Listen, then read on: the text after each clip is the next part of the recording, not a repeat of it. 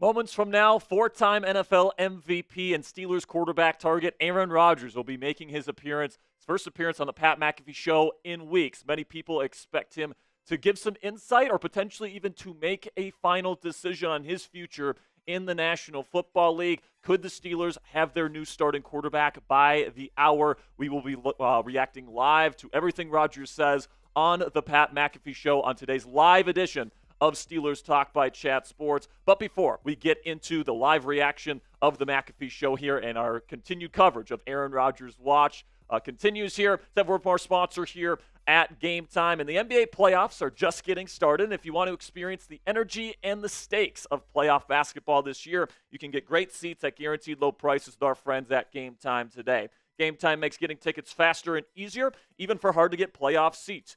Prices on the Game Time app actually go down the closer you get to tip-off with killer last-minute deals, all-in prices, views from your seat, and their lowest price guarantee. Game Time takes the guesswork out of buying NBA playoff tickets. You guys can get 60% off tickets to sports, music, comedy, theater shows, all these different things you guys can get on the Game Time app. The Cleveland Cavaliers have locked up the number one seed in the Eastern Conference this season, heading into the postseason, and you can experience their playoff run in the weeks to come, which is just over a 2-hour drive from Pittsburgh. Take the guesswork out of buying tickets with Game Time today. Download the Game Time app, create an account, and use code CHATSPORTS. That's one word, all caps, CHATSPORTS, for $20 off your first purchase. Terms do apply. Again, create an account and redeem code CHATSPORTS. That's one word, all caps, CHATSPORTS at CHATSPORTS for $20 off. Download the Game Time app today. Last-minute tickets, lowest price guaranteed. All right, Coop, here we are. Here we go. Could today be the day? We have been patiently waiting. Well, maybe not so patiently waiting.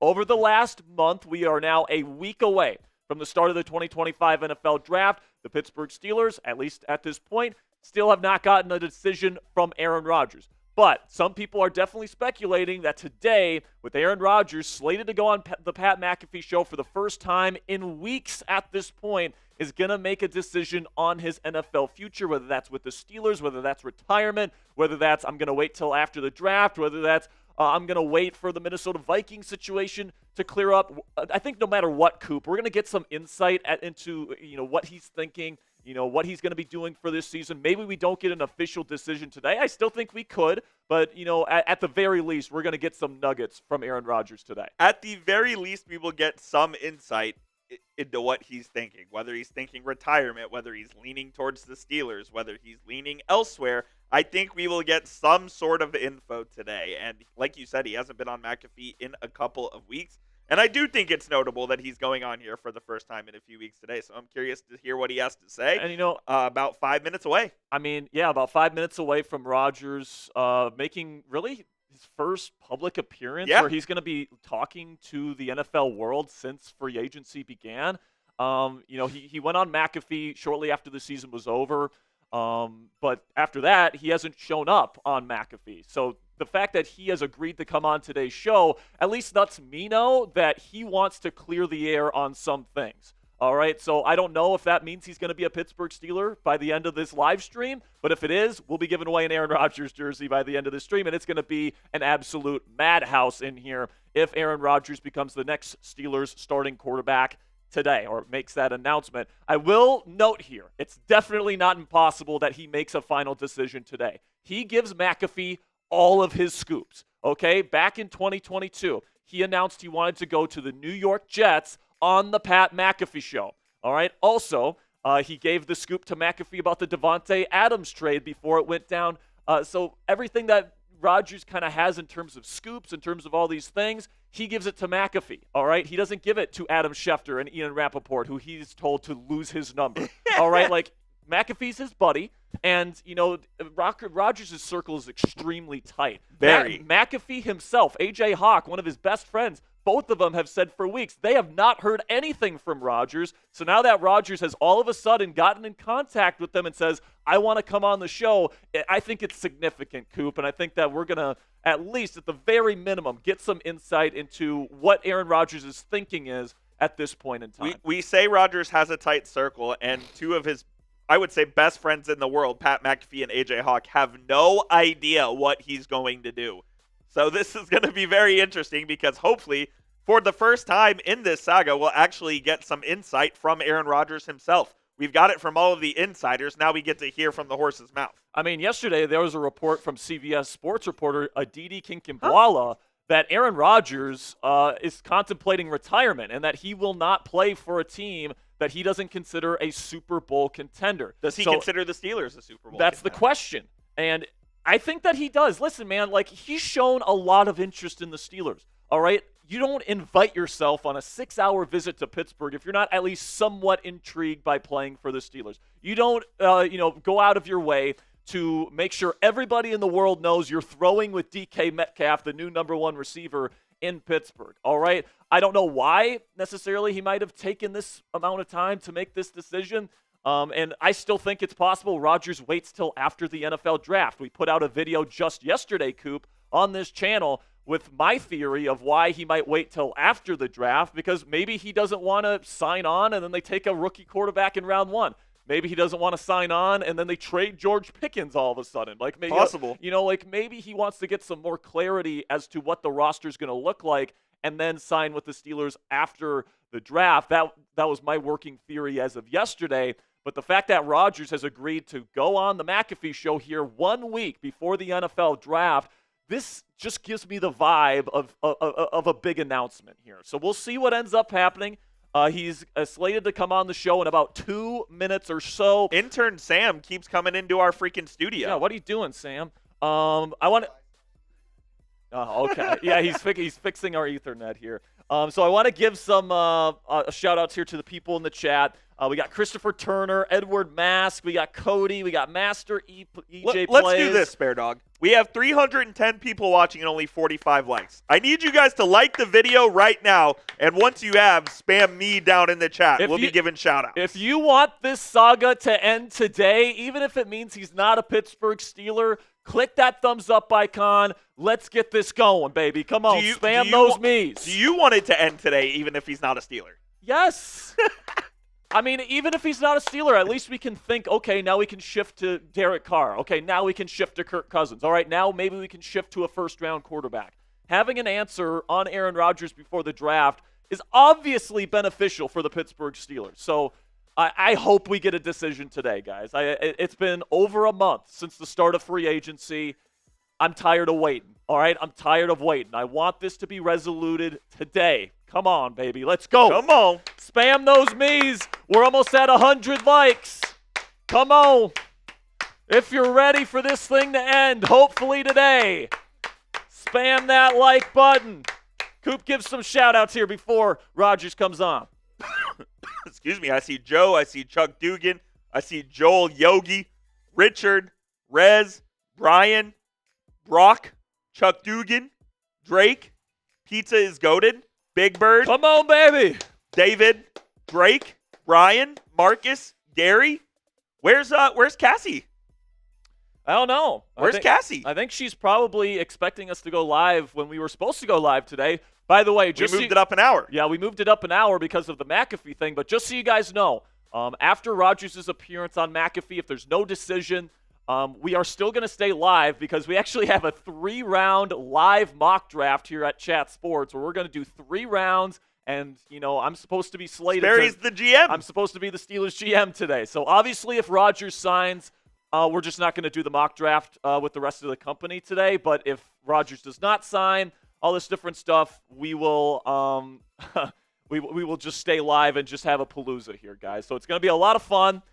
Make sure you guys click that subscribe button because no matter what happens today, no matter how this resolution comes to pass with Aaron Rodgers, we will be going live when that final decision is made. You guys can also, if you have a topic you want to discuss, if you have a take on Aaron Rodgers you want to discuss, donate to the show. We greatly appreciate all of your guys' support. Without you guys, our channel would not be where it's at today. Also, if you guys want to send in a Venmo, Cashapp, or PayPal, we actually get to keep more of the proceeds when you Venmo, Cashapp, or PayPal as opposed to Super Chat, where YouTube takes a 30% cut. So if you want us to keep more of your donation dollars, at Jack Sperry on Venmo, # Captain Jack 19 on Cashapp, or at Captain Jack Rabbit on PayPal. No, we're not. Why? Yeah.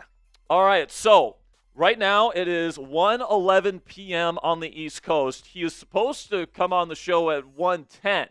So I don't know what the delay What if is he's here. in person?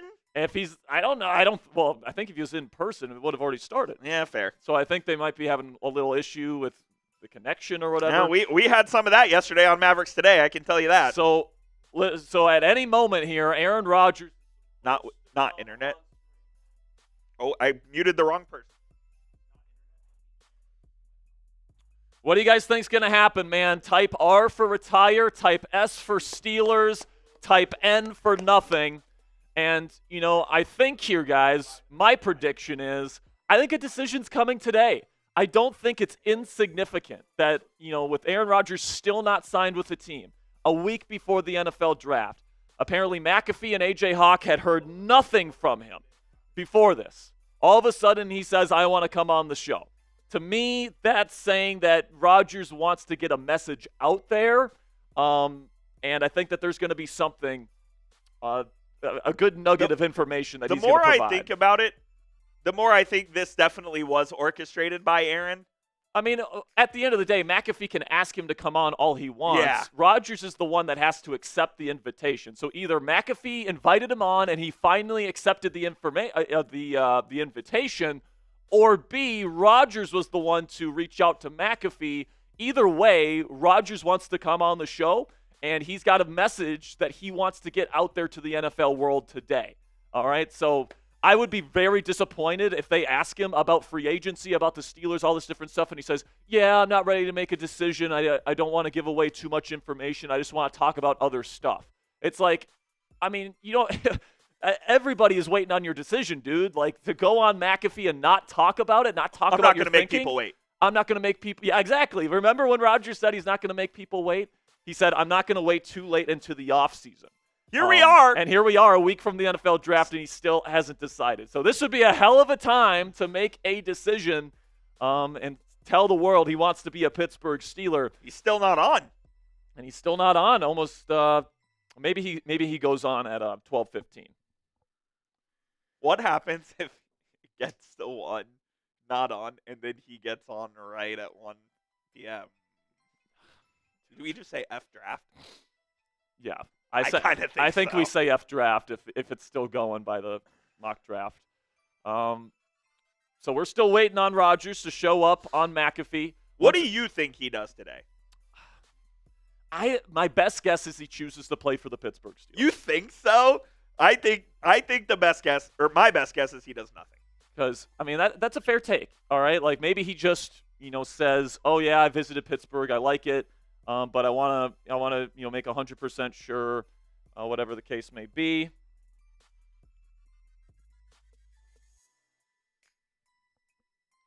Oh, I don't know, man. But once Rodgers comes on, we'll turn on the volume for our TV and we'll shut up and listen, and I'll give any takeaways that I have. Is this it right here? They're clapping. Here it is. Here he is. He's coming.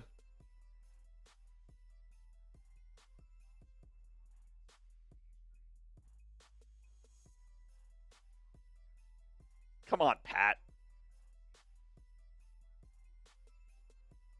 God, dude, this is crazy. Aaron Rodgers. What is that hat he's wearing? He also looks like he had a ton of plastic surgery. Can you turn it up? He's wearing black, and he's wearing a black and yellow hat. I'm going to mute myself, just so you know.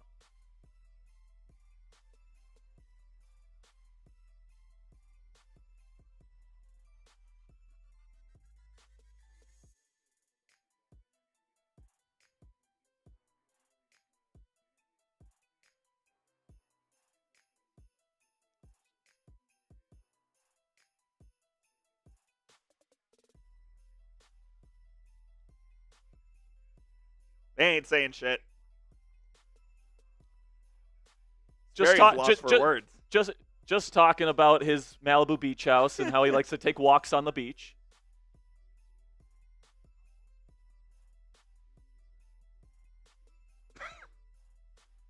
We don't care about your dog, Aaron. Do you see it says ayahuasca enthusiast?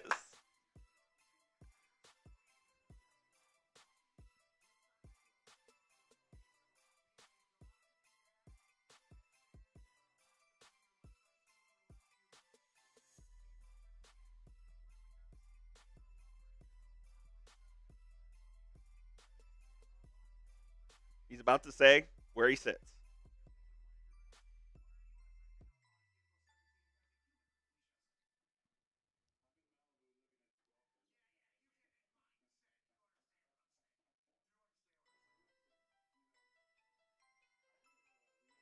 God, there's a lot of beating around the bush. Let's get to it.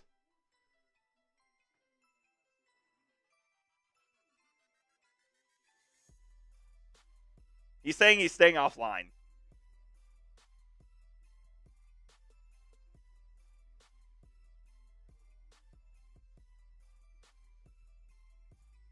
Oh, so he's saying there's a lot of people that have sources on him. Tony was right on that. Yep. He's criticizing the media for thinking that they have sources on him. Which is true, by the way. He's got a really tight circle.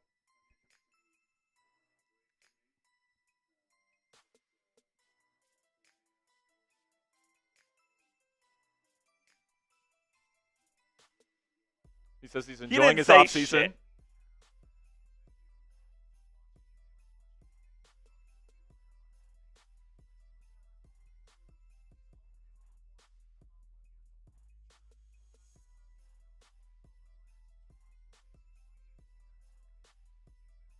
Come on, Pat. Ask him.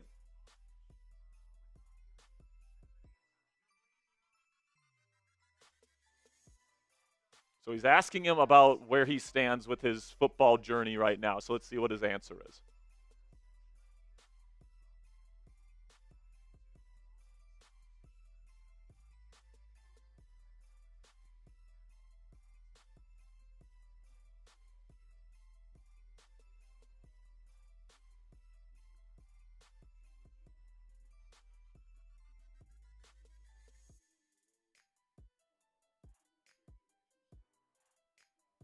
So he's in a different phase of his life.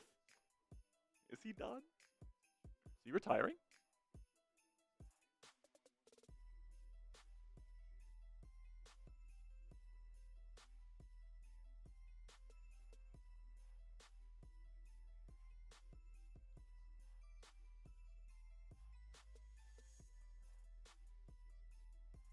Saying a lot of stuff happening off the field.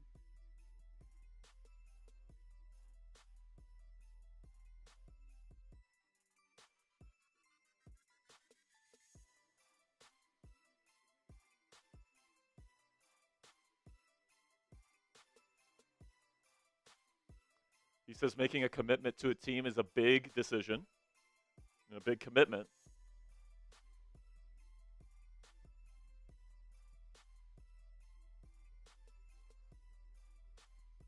He said the conversations with the Jets were not great conversations.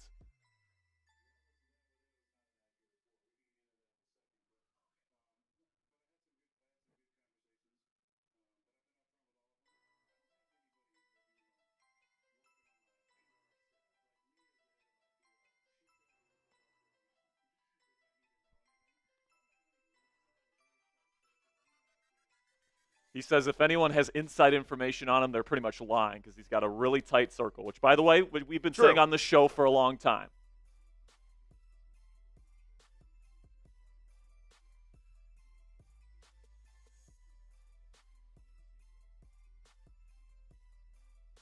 So he's saying that it's not about the money. He told every single team that negotiations is not about the money.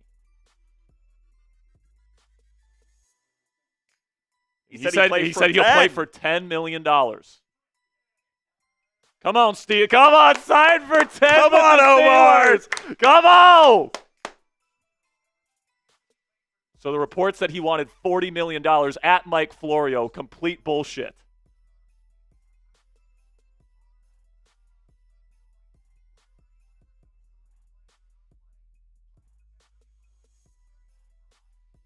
By the way, the fact that he said I'd play for $10 million means he wants to play.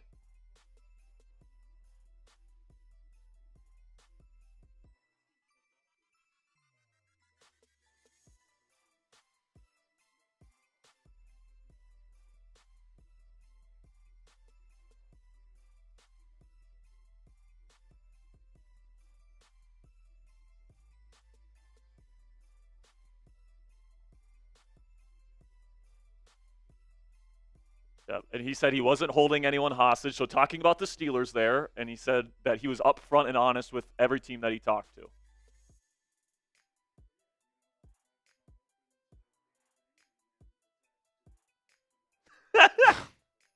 He said he's open to everything and attached to nothing, which likely means he's not making an announcement today. Correct.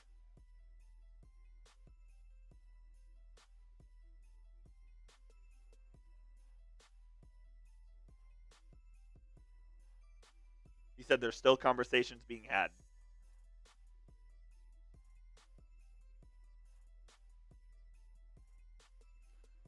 He also did say there that retirement is a possibility. Yes, he did.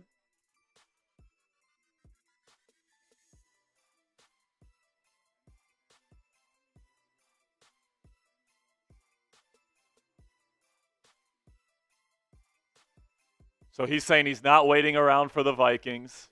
So that report's bullshit. Suck on that, Colin Cowherd.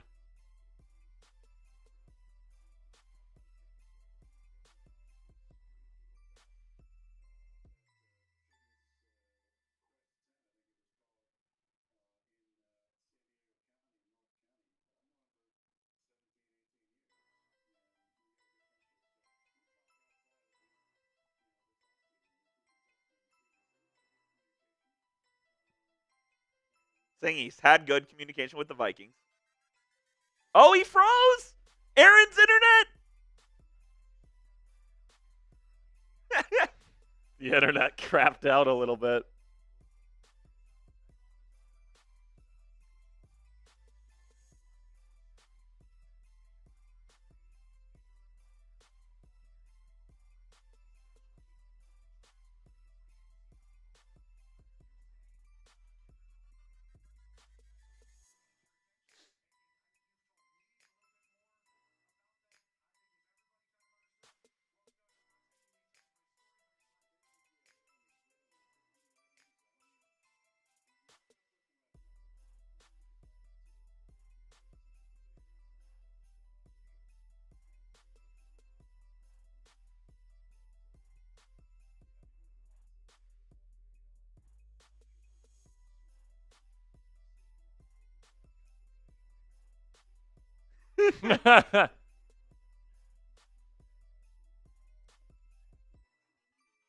It's very obvious that he knows the things that are being said about him, though. Yes.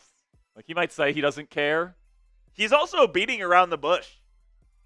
He's wearing black and gold right now. That's what I'll say. Or is it blue? No, it's not blue. That's black.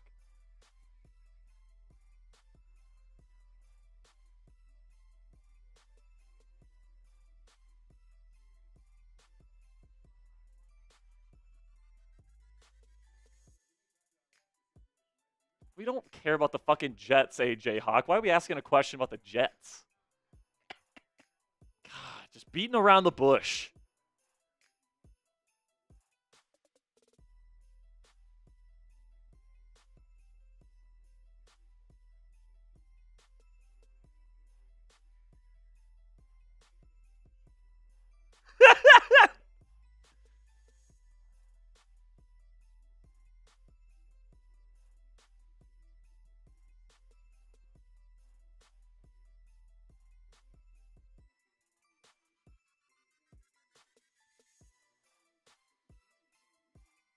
So essentially, he's airing his grievances on how the New York Jets situation unfolded this offseason. That's what he's doing right now. Ask me if I care. He's frozen again. No, he's fine.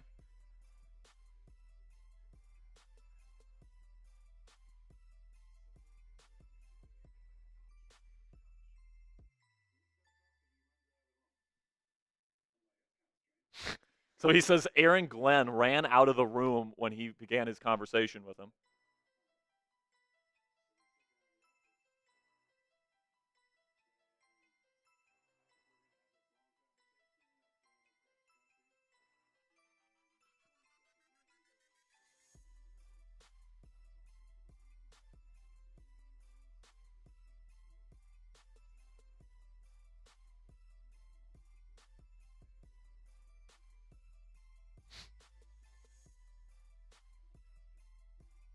So he's saying that Aaron Glenn just kind of came out up front and said, we're going in a different direction at quarterback. There wasn't a conversation.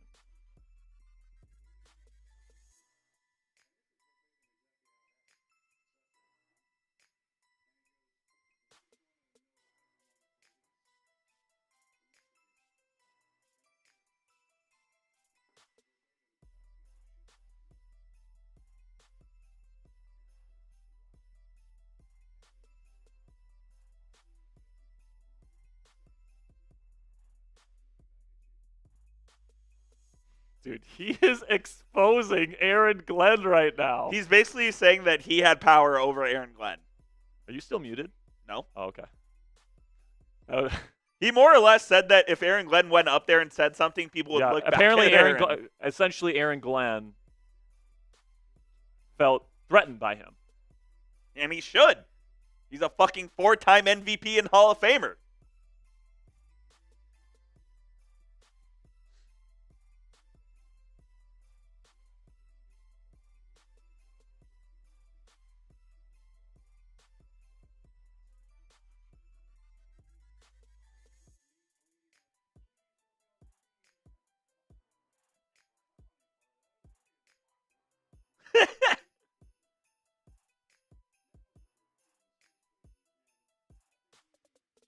Called his situation with the Jets organizationally as a debacle.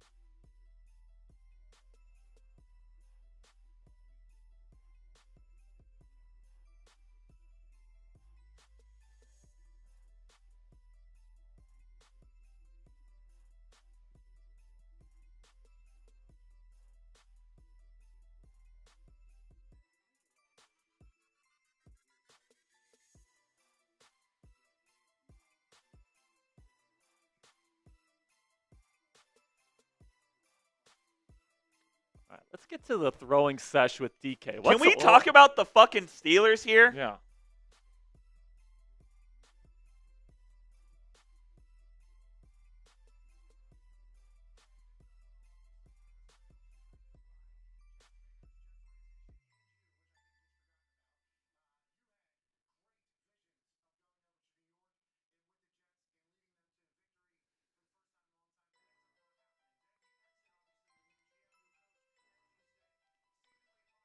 Still keep going. My mind keeps going back to he's wearing a black T-shirt with a black and gold hat.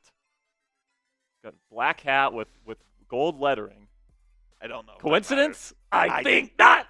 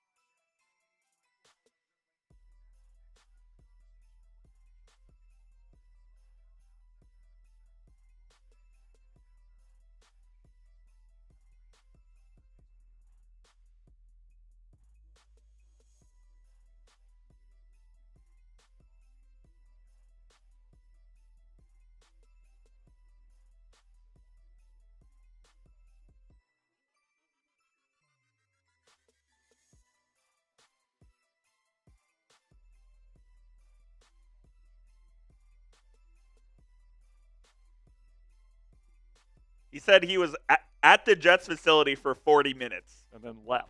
What a joke. Gotta say, Jets look bad. Oh, they are a joke of a franchise. They are a joke of a franchise. I'm not the biggest Aaron Glenn fan. I know lots of people really like him, but I don't know, man. And obviously Rodgers is skewing this to make the Jets look bad, of course. There's two sides of this story.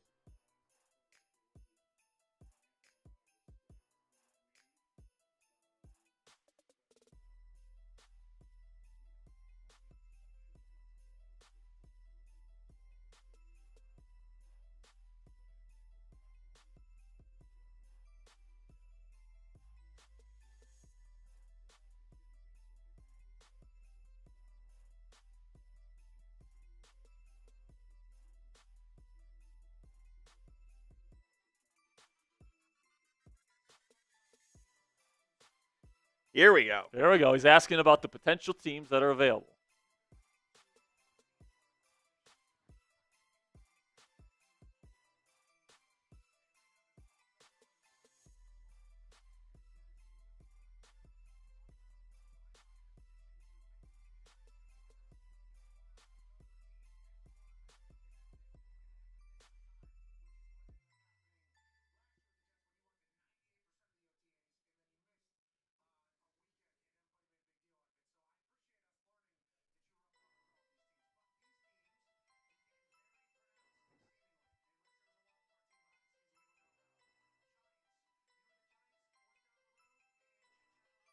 No, he's asking about the Giants, who are out of it.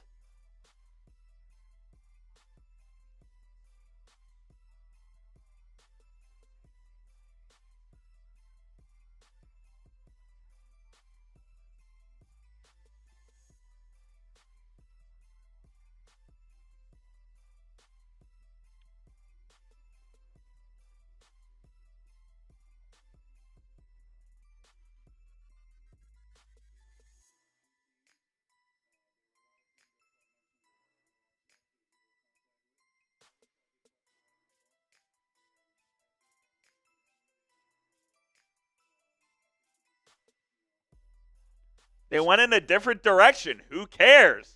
Rodgers is talking about how he had discussions with Brian Dable, the Giants head coach. They obviously signed Russ. They signed Russ and Jameis. They moved on from him.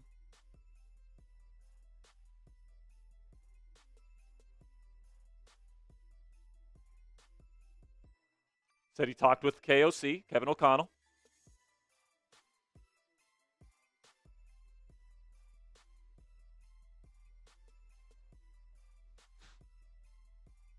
Said he went to Pittsburgh, tried to be as quiet as possible.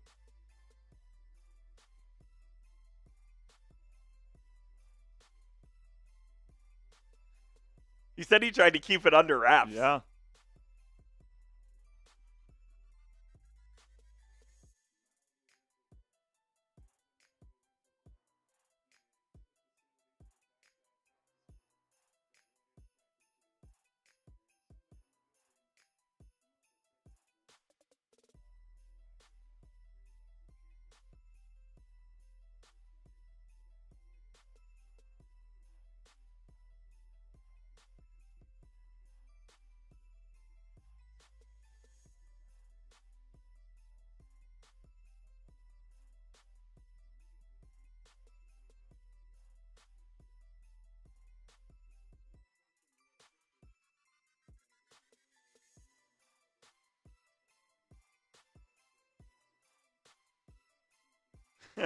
Said it was fun to sneak in to the facility.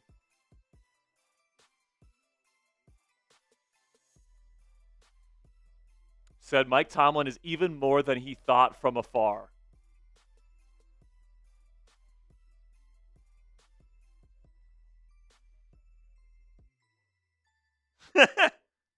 Very complimentary of Arthur Smith. He's talking like he wants to go to the Steelers.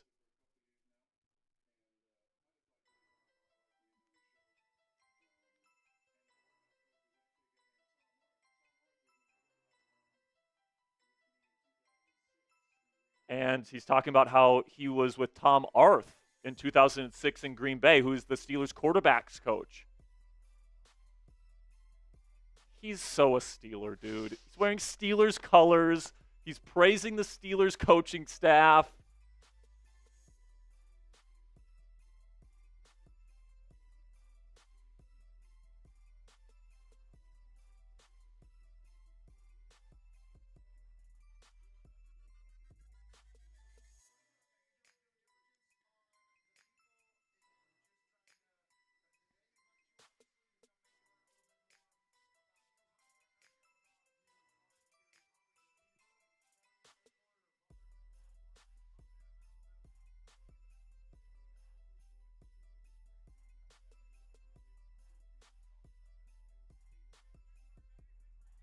They're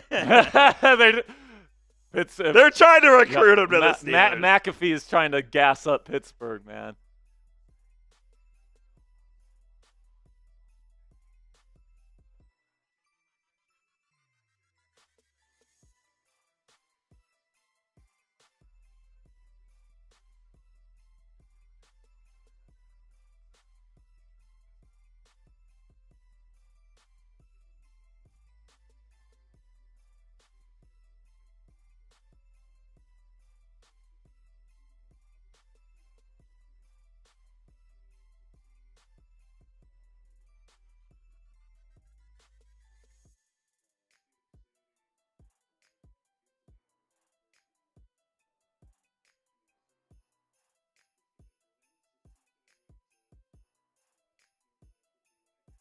saying he wanted to get a glimpse of what life would be like in Pittsburgh.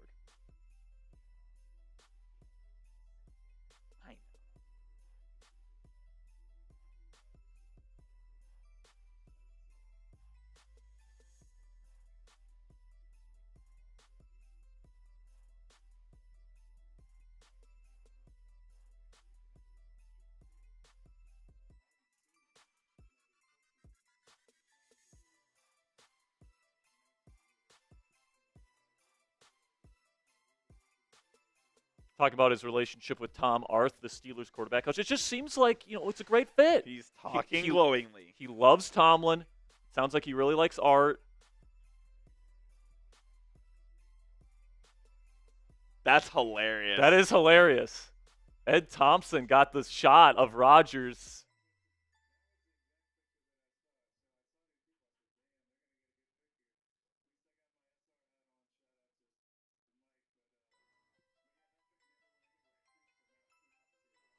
Now it's going to.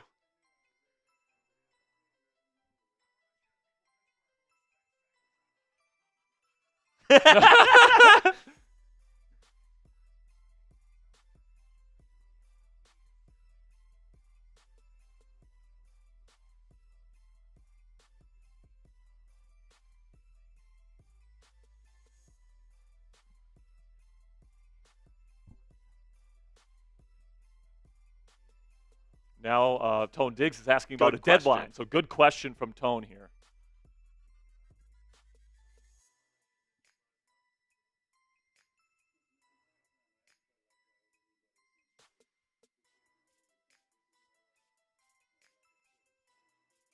He says he doesn't owe anyone a decision at any point.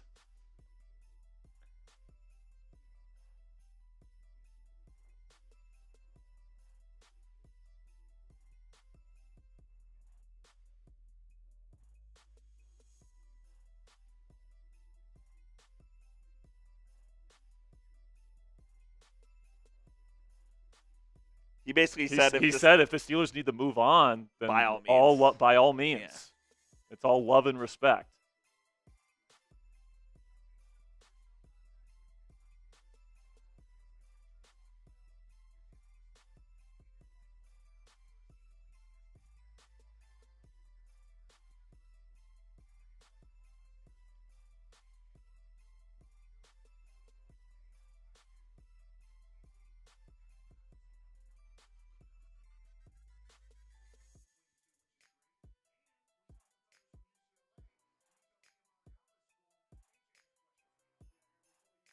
So now he's getting the question about DK Metcalf here.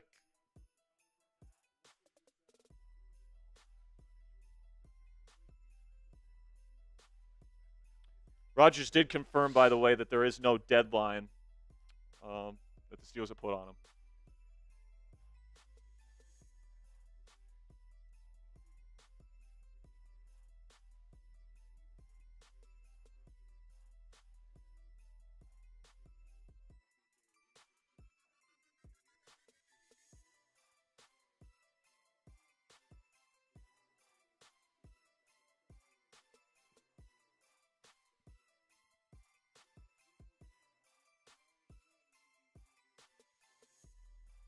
He wanted to do due diligence with the Steelers, so he worked out with DK.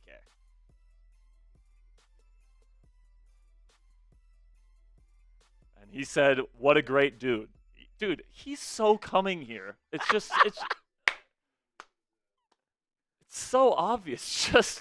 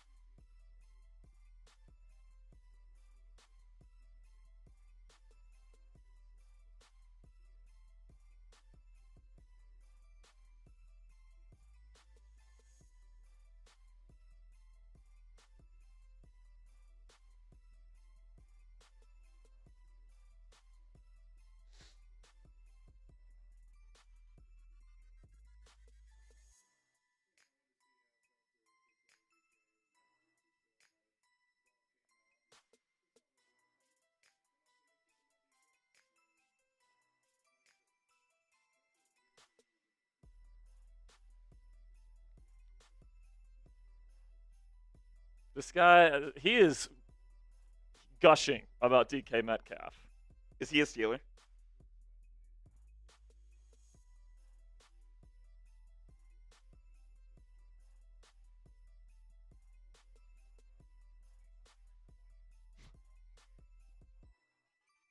He's going to get right to the point here. They're going to ask him straight up. They're going to ask him.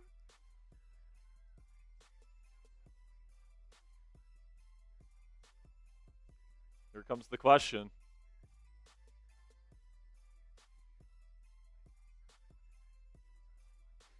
I can't wait. Here we go. Here's the question.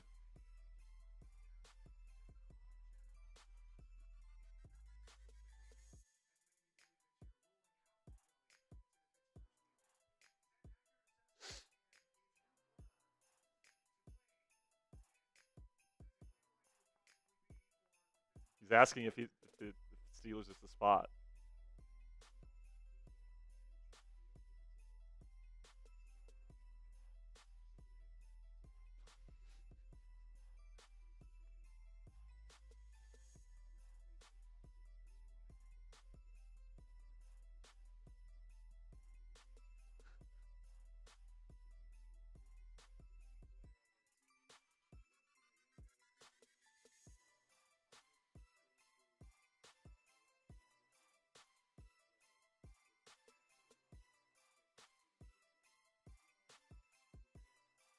He didn't answer.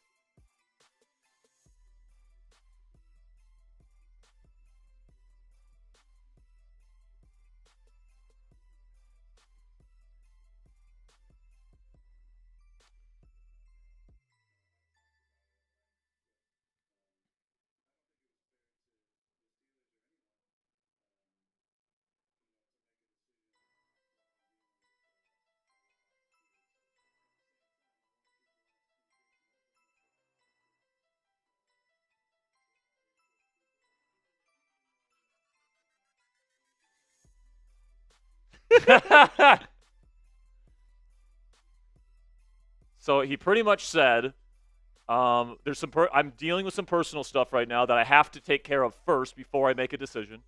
I'm keeping an open line of communication with the Steelers, and a lot of people make shit up about me." He had to throw that dig in there at the end. That sounds like he likes the Steelers. Steelers like him. It's just a matter of he doesn't want to give and put the full weight of his commitment behind signing with the Steelers until this personal stuff is figured out. So we're not getting an answer today. I think he's had multiple opportunities to say, I want to go play for the Steelers.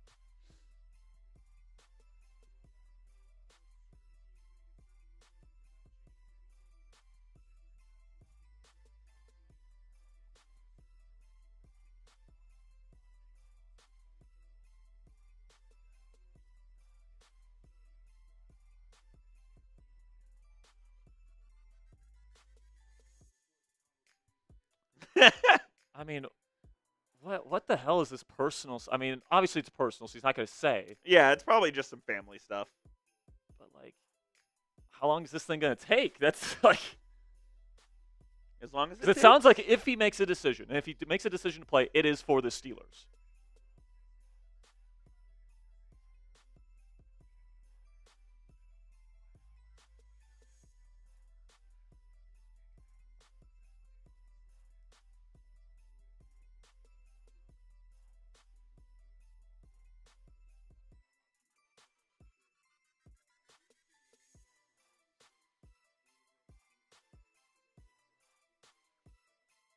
Saying he saw Ashton Genty.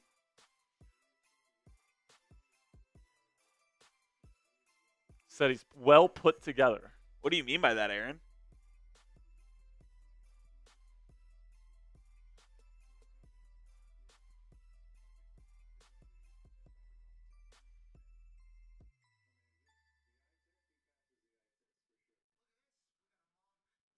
talking about Ashton. He's openly wanting the Steelers to go pursue Ashton Genty or Omarion Hampton.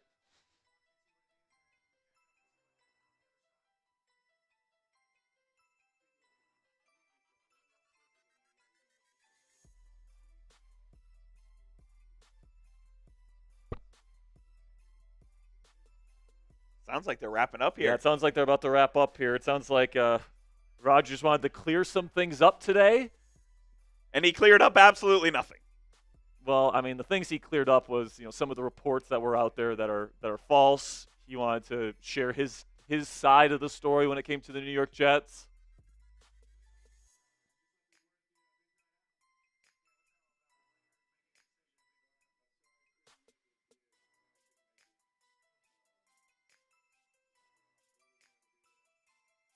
He wanted to be at the big night out.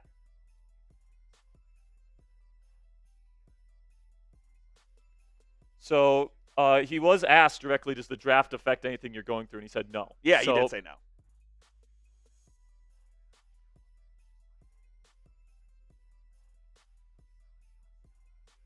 Carter with the $2 super chat says, did Aaron Rodgers really come on Pat McAfee to say nothing?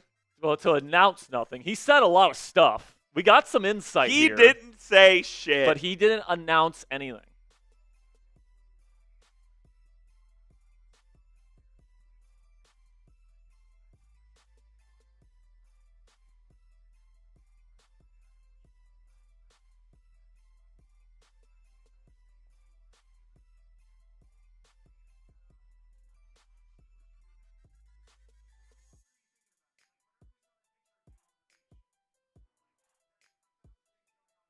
He's saying, how often is he thinking about it?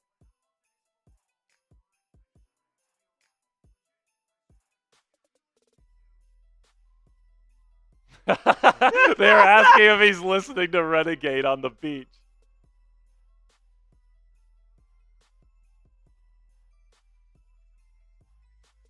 We're great. I'm out. I'm still in. We know. So they're asking. He's asking how much is he contemplating football? By the way, we're 9 minutes until 1. We'll reset. Yeah.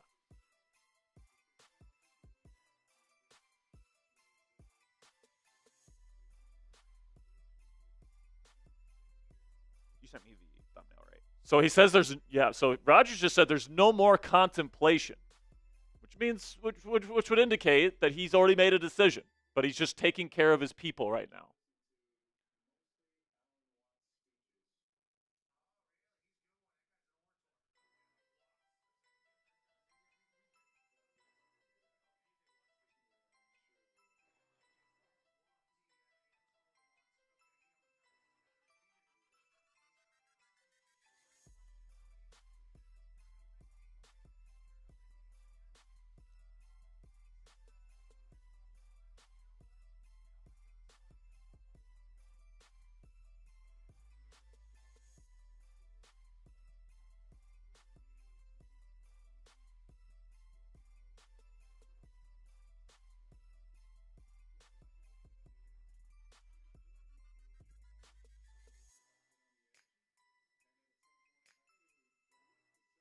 So if he plays for the Steelers, he's gonna have to get a new helmet. Is what they're talking about. His helmet got banned by the NFL.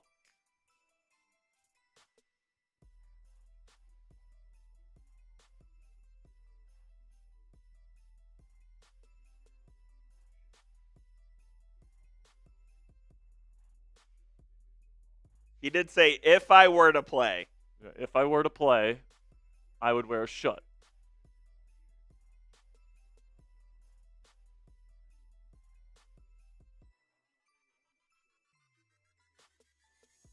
My takeaway from this, guys, is that whatever he's going through right now, with apparently there's stuff going on with people that are very close to him in his life that have stuff that he's got to, take it.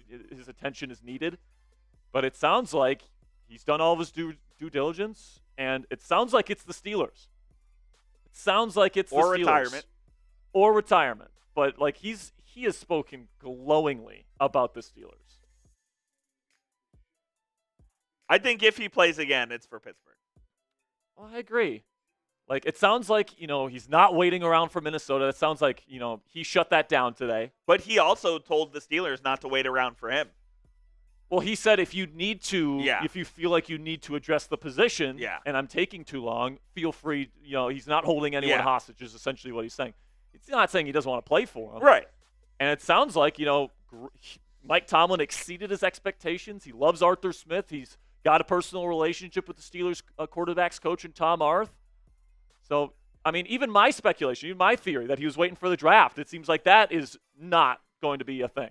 Gary Frank says this wussy is holding it because he doesn't want to go to minicamp. Do what he suggested. Move on. I mean, I will say, Gary, we don't know what he's going through. All right, like, I think to just assume that he just doesn't want to do minicamp or he doesn't want to do OTAs. And dangerous assumption. I think it's a dangerous assumption because he might actually be going through some pretty personal stuff. All right, so.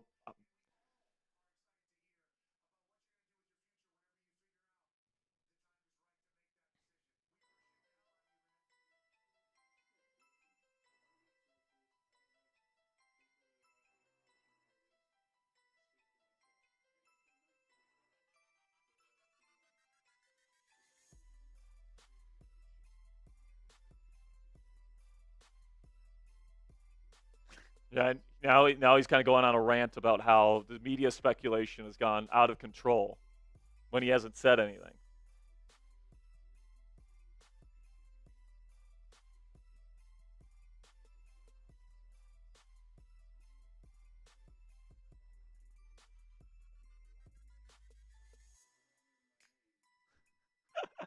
He's going on an Aaron Rodgers rant.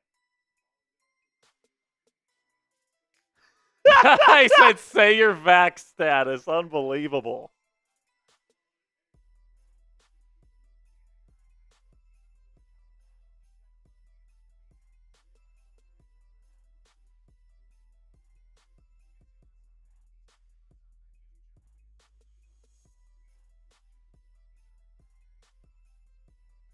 All right, well. So, all right. Listen, man. I'm going to change the live copy and stuff, so just talk for a few seconds. Yeah, so my takeaways here, guys, is that I think he's going to be a Steeler. It sounds like the Steelers are willing to wait for whenever Rodgers' personal situation, whatever that ends up being. Obviously he's not going to say what he's going through in his personal life, but obviously there's something that he feels like his attention is required, and he doesn't want to make a commitment to the Steelers. If he's not able to be in the building, or if he feels like he has to give his full attention to the personal stuff he needs to take care of. But it sounds like very excited to play for the Pittsburgh Steelers. He's not still waiting on the Vikings. He's not waiting for the draft necessarily. Doesn't mean he'll sign before the draft or announce before the draft. I do think it's going to be a little bit. I think it's eventually going to be the Steelers, but like if you're I think he had a great opportunity today to make that big announcement, and he didn't do it. So I still think it's going to be after the draft at some point. I think it's going to be before OTAs begin on May 27th. I think that's kind of like the sticking point there. But, I have no idea when he's going to sign. But it sounds like, he said it himself, there's no more contemplation. So, it sounds like it's Steelers or retirement. He did say retirement is still a possibility. But, the way he talked about Tomlin, man, the way he talked about Art, the way he talked about Tom Arth, the way he talked about DK, the fact that he was wearing black and gold in the interview. It just, everything still points to me that he's going to eventually sign with the Pittsburgh Steelers. And he seems like somebody that would genuinely be excited to play for Pittsburgh. All right. I think if he was just not interested in playing for the Steelers, like a lot of people are suggesting, I feel like he would let Tomlin and the Steelers know that he wasn't interested. But he obviously, he said it himself, he continues to have an open line of communication with the Steelers. And, if he wasn't interested in playing for them, guys, he wouldn't be doing that. He would just not be talking. Another thing, too, nothing mentioned about the New Orleans Saints. Sounds like that's not a thing. Sounds like Rodgers has made his decision to be a Pittsburgh Steeler this year. It's just he feels like there's certain things in his personal life that need to be figured out before he makes that final commitment. And, who knows how long that's going to take? Who knows if that's going to take another week? Who knows if that's going to take 2 weeks? Who knows if it's going to take 3 weeks? I expect it to happen before OTAs, but, I think that we did get a little bit of clarity today. Not a whole lot. All right, it's not like a big announcement ended up happening here, but I do think we got a little bit of clarity, and I think a lot of it is really positive in the direction of him eventually signing with the Pittsburgh Steelers. And I understand a lot of people are frustrated. I understand a lot of people are anxious and all these different things. It's definitely not going to take out any of the fires or put water on the fires that are stoking in the quarterback draft rumor mill that's been going around. But listen, man, Tomlin and Khan have put all their eggs in this basket, all right? They better be right. That's all I'm going to say. They better be right that Rodgers chooses them, because if not, it's going to be a tough road. All right, are we ready? So just so you guys know, we're going to do a hard reset here. We're going to be bringing in the Commanders report as well. We're going to be doing a three-round Chat Sports company-wide three-round mock draft. We've got, about 15 minutes before we get on the clock here, guys. So we'll be talking about Rodgers throughout the mock draft. We'll be talking about all the different picks. We'll make our selections.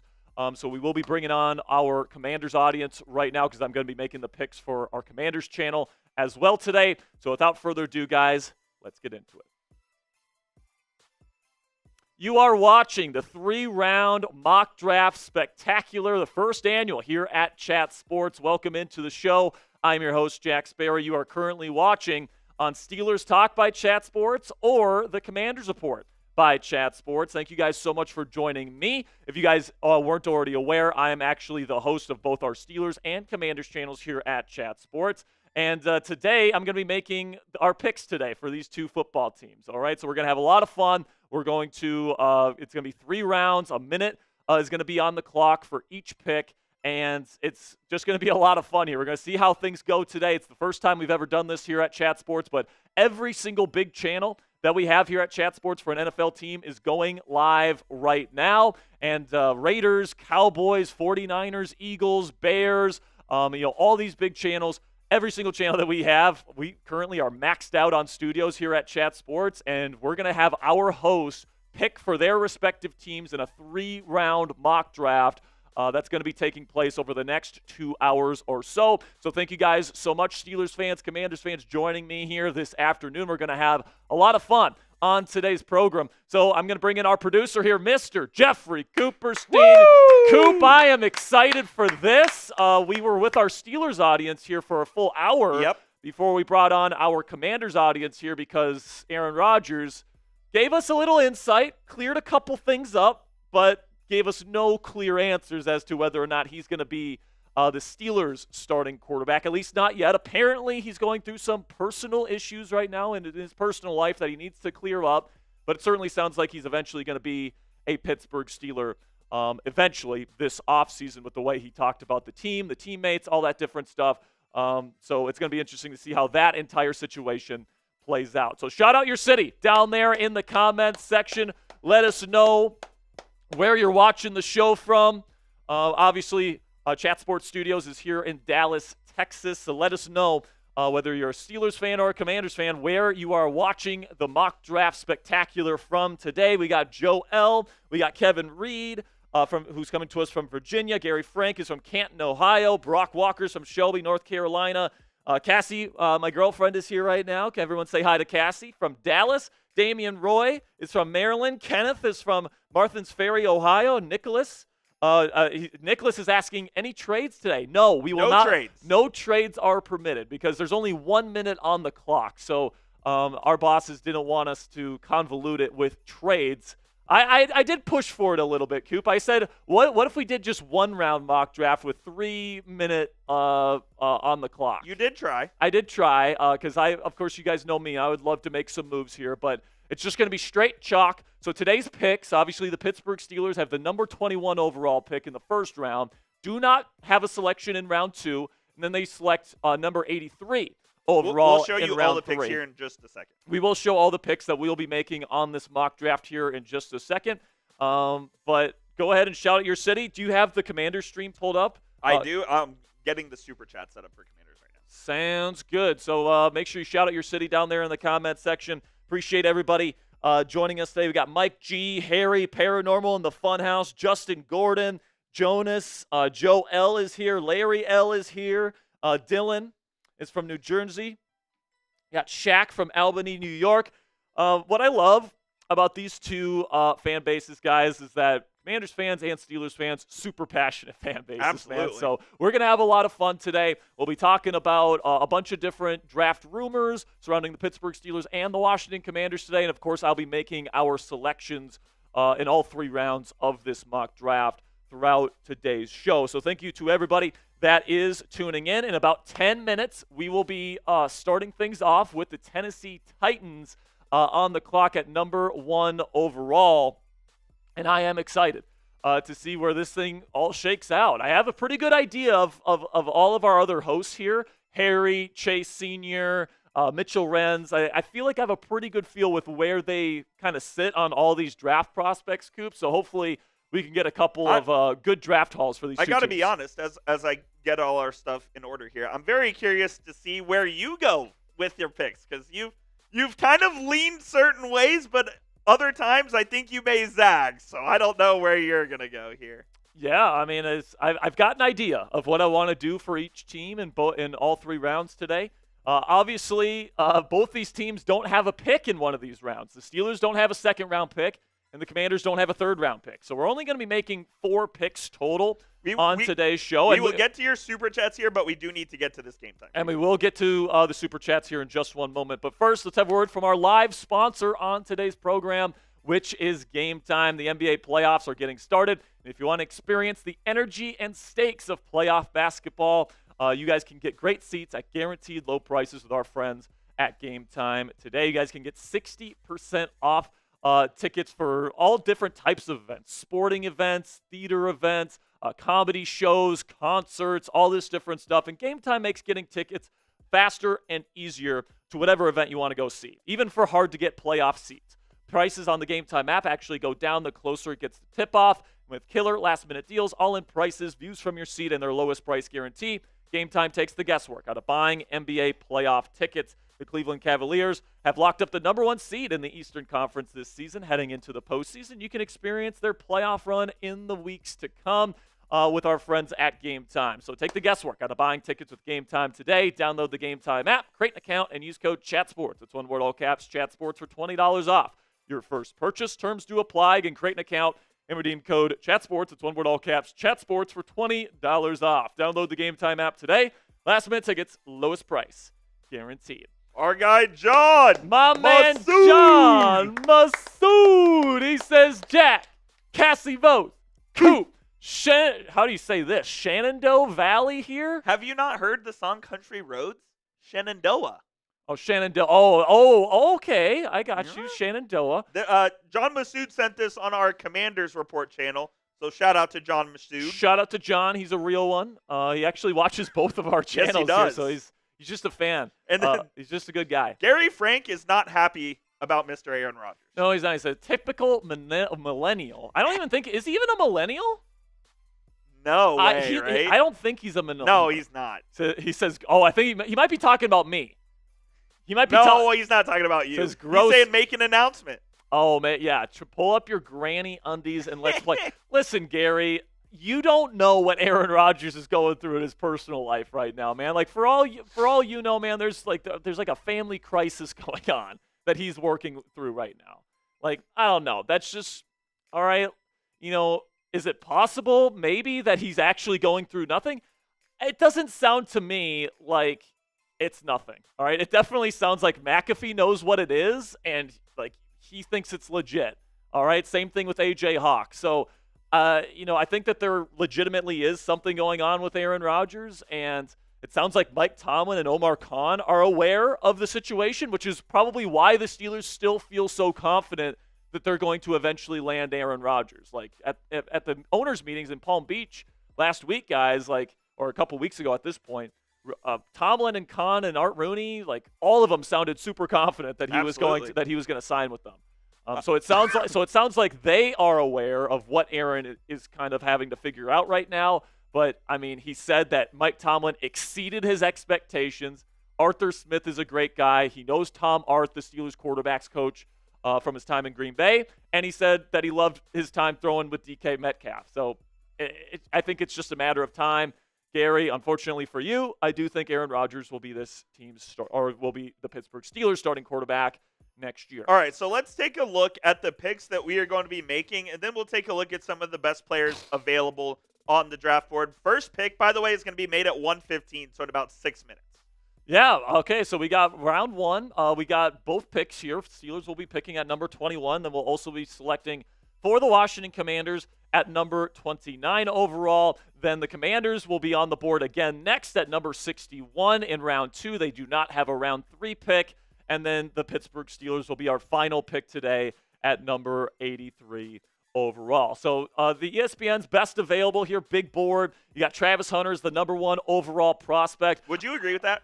I do. I think that he is a really special player, both as a corner and as a wide receiver. Just special athlete. Great ball skills. If he plays corner, if you throw the ball in his general vicinity of the receiver he's covering, his ball skills are generational for a corner. All right, they are high end. I would give it an A or maybe even an A plus ball skills for a wide receiver, let alone a corner. All right, so if you throw the ball in the general vicinity of the player that he's covering, there's a chance it's going to get intercepted. So he's got a chance to be a generational type of corner, but he's also a really good wide receiver as well. He's great in space. He's a good route runner.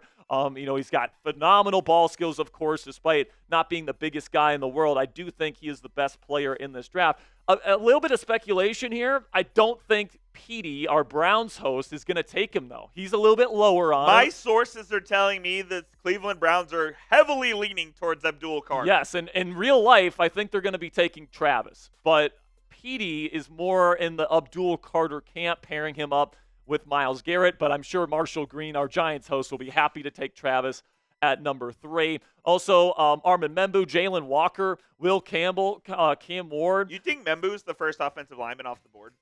I don't. I think Will Campbell will be. I think that Allie Barefoot, our Patriots host, will probably take Campbell. And Jaylen Walker's a bit too high in this ESPN rankings, in my opinion. But then you got the 9 through 12 here. You got Will Johnson, who I think is a phenomenal player. Tyler Warren. I'm excited to see where Tyler Warren goes because I think he could go anywhere between the Jets pick at 7 to I could see Trizzy Trace, our Saints host, take him at 9. I think that he could go a bunch of different places here. Tedorora McMillan ranks number 14 on the ESPN big board. I think Tedorora McMillan's an awesome player, man. So smooth for his size, great ball skills. It's going to be interesting to see where he goes because I think on the actual draft day next week, I think that Seattle is a team that could really, really want to get Tedorora McMillan if he ends up falling to him. Lots of good players in this class here. I do have a plan for both teams in the first round here. Hopefully that plan comes to fruition, and we'll see how everything plays out here. 3 minutes until we're on the clock here with Tennessee. But JTC 208 with a $20 super chat. So a question, Jack. Why is it no one thinks that Will Howard and Quinn Ewers are not on the elite picks? That's a good question, JTC. First of all, they have a tougher schedule and got both teams in the playoffs and won a national championship. So obviously, those two rosters are stacked, all right? And I would say Will Howard has some pro kind of starter type of tools. He's got a decent arm. He's got a good deep ball. But I think Howard is just too inconsistent with his accuracy in the short to intermediate levels of the field. He tends to spray throws, all right? And he tends to not have the most consistent stroke and the most consistent accuracy. Also, he doesn't have very good pocket presence, and he doesn't really provide much as a playmaker out of structure. So those are the reasons why Howard is not considered an elite prospect. And then when it comes to Quinn Ewers, he's got a great throwing motion, and when he's healthy, he can spin it. But his tape is super inconsistent, even though he had one of the best offensive play callers in college football calling his plays, and he had at least two really high-end weapons, at least this past year. I will say this. Quinn, as a Texas fan, the Quinn Ewers good tape is really good. Yes, it is. The bad tape is really bad. And by the way, there's a lot more bad tape than there is good tape. He throws a lot of interceptions or throws the ball in the harm's way quite a bit. A lot of turnover-worthy plays. A lot of turnover-worthy plays from Quinn Ewers. And there's also a lot of soft tissue injury concerns with Ewers. Tyler AC joint, Shuck out of Louisville is somebody that gets brought up with the injury stuff a lot, but he had broken bones. Those fully recover. With Quinn Ewers, he has not finished a college season fully healthy in his entire college career. He tore his oblique last year in week 2, and he played through it. And toughness is not an issue with Quinn, but it's the soft tissue kind of issues where it's every 100%. single year it's a soft tissue issue with Quinn Ewers, and then the film is just not super consistent. So even though they played for great programs, played in big games, Ewers had some great moments last year, especially towards the end of the year. Same thing with Howard, who played his best ball in the college football playoff. There's a reason why these guys are kind of being mocked more towards early day 3, round 4, round 5, than they are in round 1, round 2, or in round 3 Absolutely. at this point. But good question, JTC. We got another super chat here, or are we doing a little bit of a like drive? Yeah, here? I think we're good here. Let's get some people to like the video. The draft begins in 1 minute. The draft begins in 1 minute. The first annual live 3-round mock draft here at Chat Sports. We have every single studio packed right now. To the brim. Like, during the NFL draft, we will be live in all of our studios here at Chat Sports Studios in Dallas, Texas. We're doing the same thing today. We'll be using our draft pick software to kind of stress test our graphics for the NFL draft. So this is kind of a sneak preview of what it's going to look like on these channels here once we get to our live draft coverage a week from today. And this is no shock. First pick is already in. The first pick is already in round 1, and I think we all know what it's going to be. We all know what it's going to be. We all know what it's going to be. Has it been reported in production? It has, but we'll wait for Sam to put it in the graphics. Sounds good. There it is. All right. With the first pick in the Chat Sports mock draft.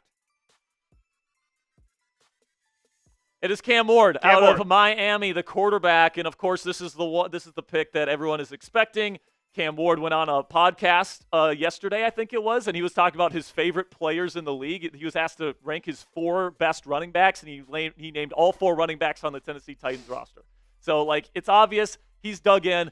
He's probably been told he's going to be the first overall pick. And do you think this is the right pick? I do think it's the right pick. Cam Ward is a really good player. I have a top 10 grade on him. I think he's a top 10 player in any draft class. Now, is he as good as some of the number 1 overall picks that we've seen in years past? No.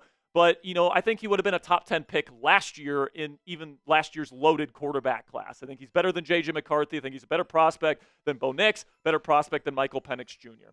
All right, so the next upcoming picks here, you got the Cleveland Steamers, the Browns. Matthew Peterson is going to be the one making the pick. F the Browns. F the Browns. F the Browns. And then you got the Giants, which of course is a big rival of the Washington Commanders, with Marshall Green picking at number 3. I think we all know the next 2 picks. It's just a matter of which order. Just a matter of order here, where will Petey go with what the Browns will probably do in Travis Hunter? Andrew Berry, their GM, Coop, the Browns GM, compared him to Shohei Ohtani today. All right, if you have a Shohei Ohtani in the draft and you can get him, I feel like you gotta take that. Do we think he's of that caliber? Shohei Ohtani might be the best athlete on the planet. Yeah, and I don't know. All right, the pick is in. All right, it's kind of a surprise. It's a little bit of a surprise. All right, he must have had a sticky note that says Travis Hunter, no matter what, on there. Reference to the movie Draft Day, one of the worst movies of all time, by the way. But Travis Hunter is the pick, cornerback, wide receiver out of Colorado, and seems like Cleveland's going to play him both ways. Yeah, and they should. Yes. But the question is, can you play 120 snaps a game? Yeah, and I think the big question with Travis going into the league is, can he sustain it? Exactly. For a long period of time. Can he play be a two-way player for 10 plus years? Obviously the injury risk increases, but I know that the Cleveland Browns love the analytical side of player evaluation, and essentially you're drafting 2 players in one and 2 high-end players in 1 year, with Travis Now, Hunter. the question becomes, when it's time for a second contract, does he get paid as both a corner and a receiver? Is he going to get paid $60 million a year on his next contract for playing two positions? I mean, he's going to ask for it. I'm going to guarantee you that. Travis is going to be interesting because if he's a two-way player and he's an elite player at both positions, he might ask to get money for both positions. That's what I'm saying. Yeah, exactly. And we'll see how his kind of NFL journey kind of plays out. I think number 3 is in. Pick number 3 is in, and Marshall Green of Giants now has selected Abdul Carter, edge rusher out of Penn State. Now, which we expected. Yeah, which we expected. And, as Marshall likes to say on his show, drafting Abdul Carter would give the Giants an identity of a true, incredible pass rush. Their pass rush was good last year. Yes, it was. And now you add Abdul Carter to that edge group. You got one of the best edge rusher trios in the league, kind of entering the same conversation as the Pittsburgh Steelers with TJ Watt, Alex Highsmith, and Nick Herbig. But Carter is generational in his acceleration and his bend off the edge. Now, he's on the ground a lot in run defense, so his balance needs to be a bit better, and he doesn't use power a whole lot when he's rushing quarterbacks. Do you have a current pass rusher comp for him? Micah Parsons. Okay. Smaller Micah Parsons. So he's not quite as big, but he moves like him. Super explosive. Maybe the best true acceleration I've ever seen from an edge rusher prospect. And then he's got incredible bend. If you don't have the foot speed to keep up with Abdul Carter, he's just going to eat you alive all game long, plain and simply. All right. So pairing him up with Brian Burns, who's also a legitimate number 1 edge, gives the New York Giants defense some real fear factor there. Really does. So I like that pick for New York. I just don't think that there's some rumors that they might take Ashton Genty at 3 if they really like him. There's still no way, really? There's still some rumors that Shadur Sanders could still be in play for the Giants at 3. Pick number 4 is in. Pick number 4 is in, and it is Will Campbell. Allie Barefoot, our Patriots Today host, takes the offensive tackle out of LSU. Mike Vrabel has spoken very glowingly about Will Campbell. He's called him a left tackle, and he believes he will play left tackle in the league. Very clean tape, really, really good footwork and just general pass protecting technique. He's got kind of shorter arms, but I think that this is a good pick. You got to protect Drake May if you are the New England Patriots. What's that? Do you think he plays tackle? I do think he plays tackle, at least to start, and then they'll kind of see where things go from there. He certainly has the capability to kick into guard if it doesn't work out at tackle, but make no mistake, you're spending a 4th overall pick on a tackle, not an interior offensive line player. So next up here, it is my goodness. Wait. This is a simulated. This is simulated? Yep. Okay, so this is a simulated pick. We do not have a host making this pick, and this is what I was worried about with the simulator here. Tyler Warren, the tight end out of Penn State, goes to the Jacksonville Jaguars. Is that even possible? I don't see it happening. Everybody's taking Mason Graham here, so Mason Graham is still available. This is why I wanted somebody, like an actual person doing this, because the simulators suck. I'm sorry, they do. The simulators suck. Full disclosure, this is a graphics stress test for us, so it may not be the most accurate mock draft there is. Sperry's triggered by this one. I am, because it's just not. I mean, Warren's a good player, don't get me wrong. But I just don't, like, Liam Cohen is an 11 personnel kind of guy.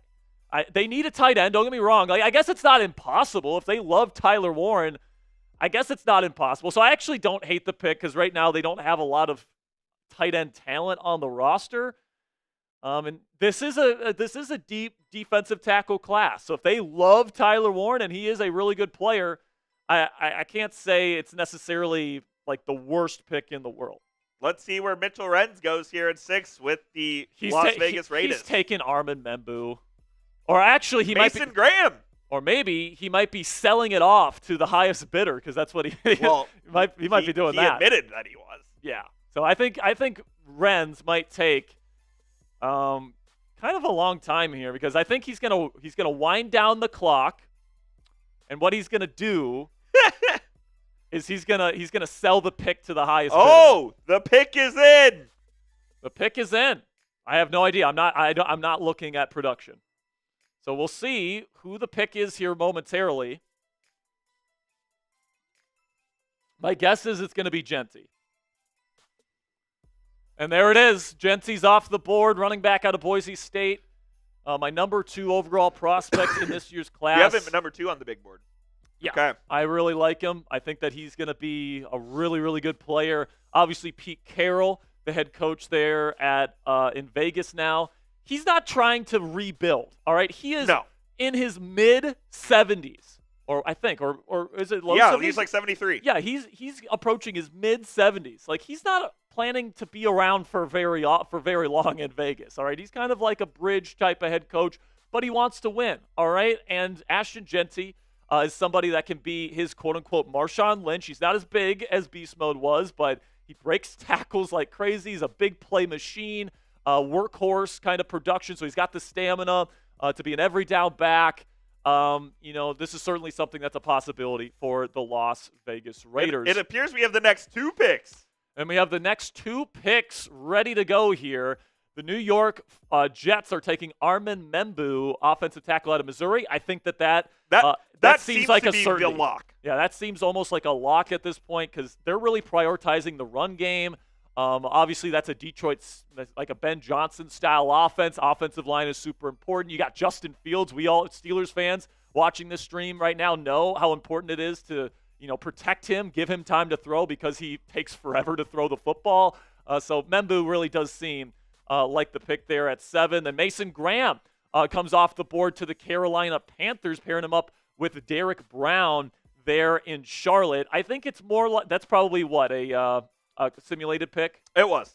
Yeah, I think that they're more likely to go edge rusher because they really need an edge rusher. They got Jadeveon Clowney. But if it falls like this, though, with Graham on the board. I actually like Mike Green. I have Mike Green higher on my board than Mason Graham. Graham's a really good player, but I think the bigger need and honestly the more impactful position, in my opinion, is true edge rusher. So the first 8 picks are as follows. So those are the first 8 picks right now. Cam Ward, right now we have a little bit of a break, correct? Yep. Okay, so we have a little bit of a break before the New Orleans Saints pick at number 9. Cam Ward went off the board first. Travis Hunter went to the Browns at number 2. Abdul Carter was the pick at number 3. Will Campbell was the pick at number 4. Tyler Warren was the pick at number 5. Ashton Genty goes to the Raiders at 6. Armin Membu to the Jets at 7. And Mason Graham is the pick for the Carolina Panthers at 8. Is this going to be a quarterback from Trace Gerard? I mean, we'll see. It sounds like the Saints are going to be passing on Shedeur Lins, but could he take Jackson Dart here? My prediction is he takes a position. He's going to take best player available from whoever he thinks that is. My prediction, he's going to take Tet McMillan. He loves Tet McMillan. That's my prediction right here, is I think he's going to go Tet McMillan out of Arizona, but we'll see how well I know Trizzy Trace. Trizzy's unpredictable. Trizzy can be unpredictable. I mean, who knows? It could be Jackson Dart. I honestly think that might be the pick. I actually think it might be the pick. You think in real life that might be the pick? He's got a ton of college experience. He's still only 22 years old. He's got some big-time throws on his film. Now, I don't think his pocket presence is very good. He predetermines throws, which leads to turnover-worthy plays, and he's played some of his worst football in the fourth quarter with the game close in big games. So those are certainly red flags. I personally wouldn't take any other quarterback in round one this year other than Cam Ward, and that's it. All right, that's the only quarterback that I would really be thrilled to take in round 1 this season. Trizzy Trace is on the clock. Trizzy Trace is officially on the clock with the New Orleans Saints at number 9. And my guess is it's going to be Tet McMillan. That is my guess. You think Tet? Who do you think it's going to be? What's your prediction here? I think he might go Shedeur Lins. The Saints literally came out today and leaked it to Adam Schefter that they're not interested in him. Yeah, true. So I just don't know if that's what, because I was listening to Triz talk about this pick a couple days ago, and he was saying that he thinks they're going to take a player, not a quarterback. By the way, the pick is in? No way. It is in, and I was wrong. The Shadorlands era is coming to the Big Easy. Trizzy Trace. In Chat Sports World. In Chat Sports World. It's not going to happen in real life, at least if you believe Adam Schefter, but Trizzy Trace is going with Shedeur Sanders, quarterback out of Colorado. Do you think? And honestly, I'm a little relieved here because I know that if Shedeur was on the board at 21 for our Steelers audience, there would be a lot of clamoring to take Shedeur, and I don't want to take him. I think he stinks. The reports notwithstanding of he may or may not be interested in them or vice versa, would this be a good pick for the Saints? I think Sanders fits kind of what they want to do. Like right now he's comfortable running a lot of shotgun, heavy, kind of spread formations, quick game, RPOs. That's a lot of the stuff that Kellen Moore wants to bring to his offense there in New Orleans. And I think Shedeur is a decent fit, but I mean, there's some reporting that the Saints, the visits and the meetings that they've had with Sanders have not gone well. Yeah. And honestly, there's been multiple reports that Sanders has been a poor interviewee throughout the process. There was a report from Aaron Wilson that he actually broke on our Texans show, Texans Today, yesterday. He said the Steelers, the visit didn't go well with Shedeur in Pittsburgh either. And, of course, there was multiple reports of draft meetings at the Combine going wrong for Shedeur Sanders. So we'll see where he ends up going. I kind of doubt at this point he goes top 10. Would a team trade up for him in the first? We'll see. Honestly, I don't think he's necessarily like a first-round talent. So we'll see if anyone disagrees with me on that once we get to a week from today. But we do have a pick at number 10, and it is Mike Green, one of my favorite edge rushers in this entire class.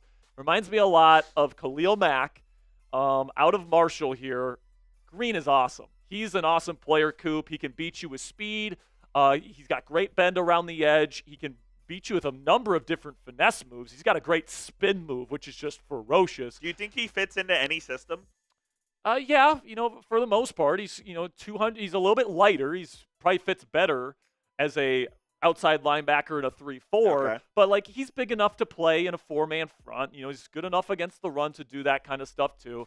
I think that he's a top 10 player in this class, and I think if you want to pair him up with Montez Sweat, our Commanders audience knows quite well how good Montez can be, especially as a run defender. Now you get the guy to get after quarterbacks in Mike Green.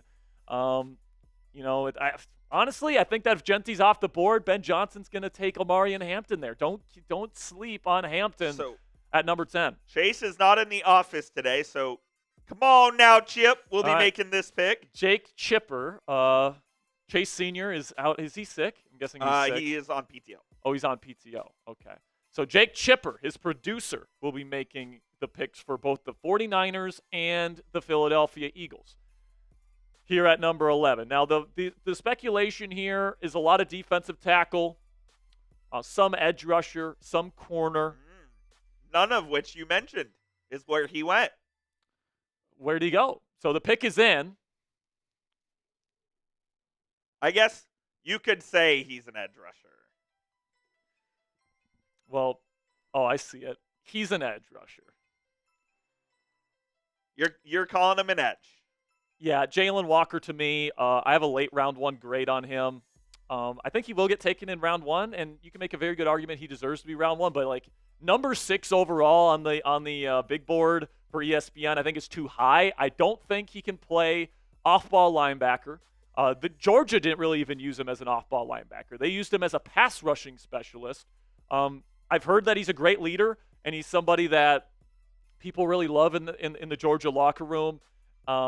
And obviously he's been getting some buzz to go top 10. So, with Nick Bosa still there in San Francisco, they pair him up with Jaylen Walker at the other edge position. I'm interested to see what San Francisco and Chip is going to do with the rest of that team here for the rest of their draft picks, because they still need defensive tackle help, man. They got rid of Javon Hargrave. There's a lot of different things that team needs, especially defensive tackle. So I'm a little surprised they didn't go DT. But here at number 12, I completely agree with Tom Downey's pick here, our Cowboys host. By the way, Tom and I are going to be heading up our main Chat Sports coverage of round 1 of the NFL Draft next week, Thursday. for round 1 of the NFL draft. He takes Tedorora McMillan, wide receiver out of Arizona. Great pick. Great pick, man. He's my number 1 receiver in this class. I think he's an even better receiver than Travis Hunter, and I think Travis is a really freaking good receiver. So I think Tedorora is going to be a star in this league. He's got the size to be an X, but he's got the athleticism, the oily hips, and the route running chops of a Z. So, like, you can play him anywhere in the alignment, and he is going to make incredible catches for you down the field. You pair him up with CeeDee Lamb, who, of course, is phenomenal in the slot. I mean, good luck trying to guard Tedorora McMillan on the outside with CeeDee Lamb in the slot. You're just not going to be able to do it. So, a dynamic wide receiver duo for the Dallas Cowboys. Then we get pick number 13, where Will Johnson, who I think is a perfect fit for Miami's defense, comes off the board. Especially if Jalen Ramsey is gone. Yeah, and Jalen Ramsey might get traded here. Obviously, we're not doing any trades in this mock draft, but Will Johnson, with the huge need at corner, he played this defense at Michigan, the Mike McDonald defense. All right, so off coverage, lots of man match principles, lots of quarters, lots of cover 6, rotating coverages. Will Johnson has done all of it, all right? So he's going to be the number 1 corner for that team on day 1 because he's been the number 1 corner in this defense for the last several seasons in Ann Arbor. All right, so love that pick for the Miami Dolphins. Who did Harry pick again? Mike Green? Yep. And then Jalen Walker went to the 49ers. Tedorora McMillan went to the Cowboys. And then Will Johnson went to the Miami Dolphins. We have our next pick here, and I believe this is a simulated pick. Jihad Campbell, off-ball linebacker out of Alabama, going to the Indianapolis Colts. Now, I think if we had a real person making this pick, most people would have picked Colston Loveland because they need a tight end there in Indianapolis. But I don't necessarily hate the pick. Campbell's a good player. Maybe it's a little bit rich for him. I think he's by far the best off-ball linebacker in this class. He's got some versatility on pass-happy downs to rush the passer, something that the Colts could still use. They got Kwity Paye as a really good run-defending early down edge rusher, and they got Leatu Latu in the draft last year. But Campbell can play off-ball linebacker on the early downs for that defense and then potentially work some edge as well when you're in your nickel and dime set. This is a great pick from Matthew Peterson, in my opinion. So now Matthew Peterson is back on the clock. So Petey's got 3 teams, Browns, Falcons, and Broncos. That's right. All right. So if you think it's crazy I cover 2 teams, Petey covers 3 teams. All right. By the way, it's pretty standard. And Chat Sports host Chase covers 2 teams. Yep. Harry covered 2 teams for a very long time. Lots of people in this company cover multiple teams, by the way. Weird pick. Nick Emenwari. I love the pick. Safety out of South Carolina. I think this is too early for him. I think that he still needs a little bit of time before he develops into the true defensive weapon he's capable of becoming. Big size, explosive athleticism, great long speed, tight end eraser and man coverage. He's got the ability to play free safety, strong safety, and nickel corner from a physical skill set perspective. He can even play hybrid linebacker if you need him to. And that versatility is going to be something that a lot of these teams really cherish heading into the NFL draft. I do think it's a little bit early because I don't think he's a good run defender. I think he's much better as a deep safety than he is a box safety, which is probably what he's going to be asked to do in the league. But, there with Raheem Morris in Atlanta, he's going to be kind of like a cover 4 kind of quarters safety, which I don't hate whatsoever. I think that's actually a pretty decent fit right there. I think a lot of people expect them to go edge, which is why it's a little bit surprising. But I don't hate the fit there whatsoever. I just think it's going to take a little bit of time before he becomes the player that he needs to become. I think he's going to take some lumps in his rookie season playing in that system. All right, so 15 obviously intern Sam messed up something with the graphics, so he's fixing it. Come on, intern Sam. What are we doing, man? But hey, at least I don't have to think about taking. Emenwari is 67th on the PFF big board right now. He's actually gone down since 67th? Yeah. That's actually nuts.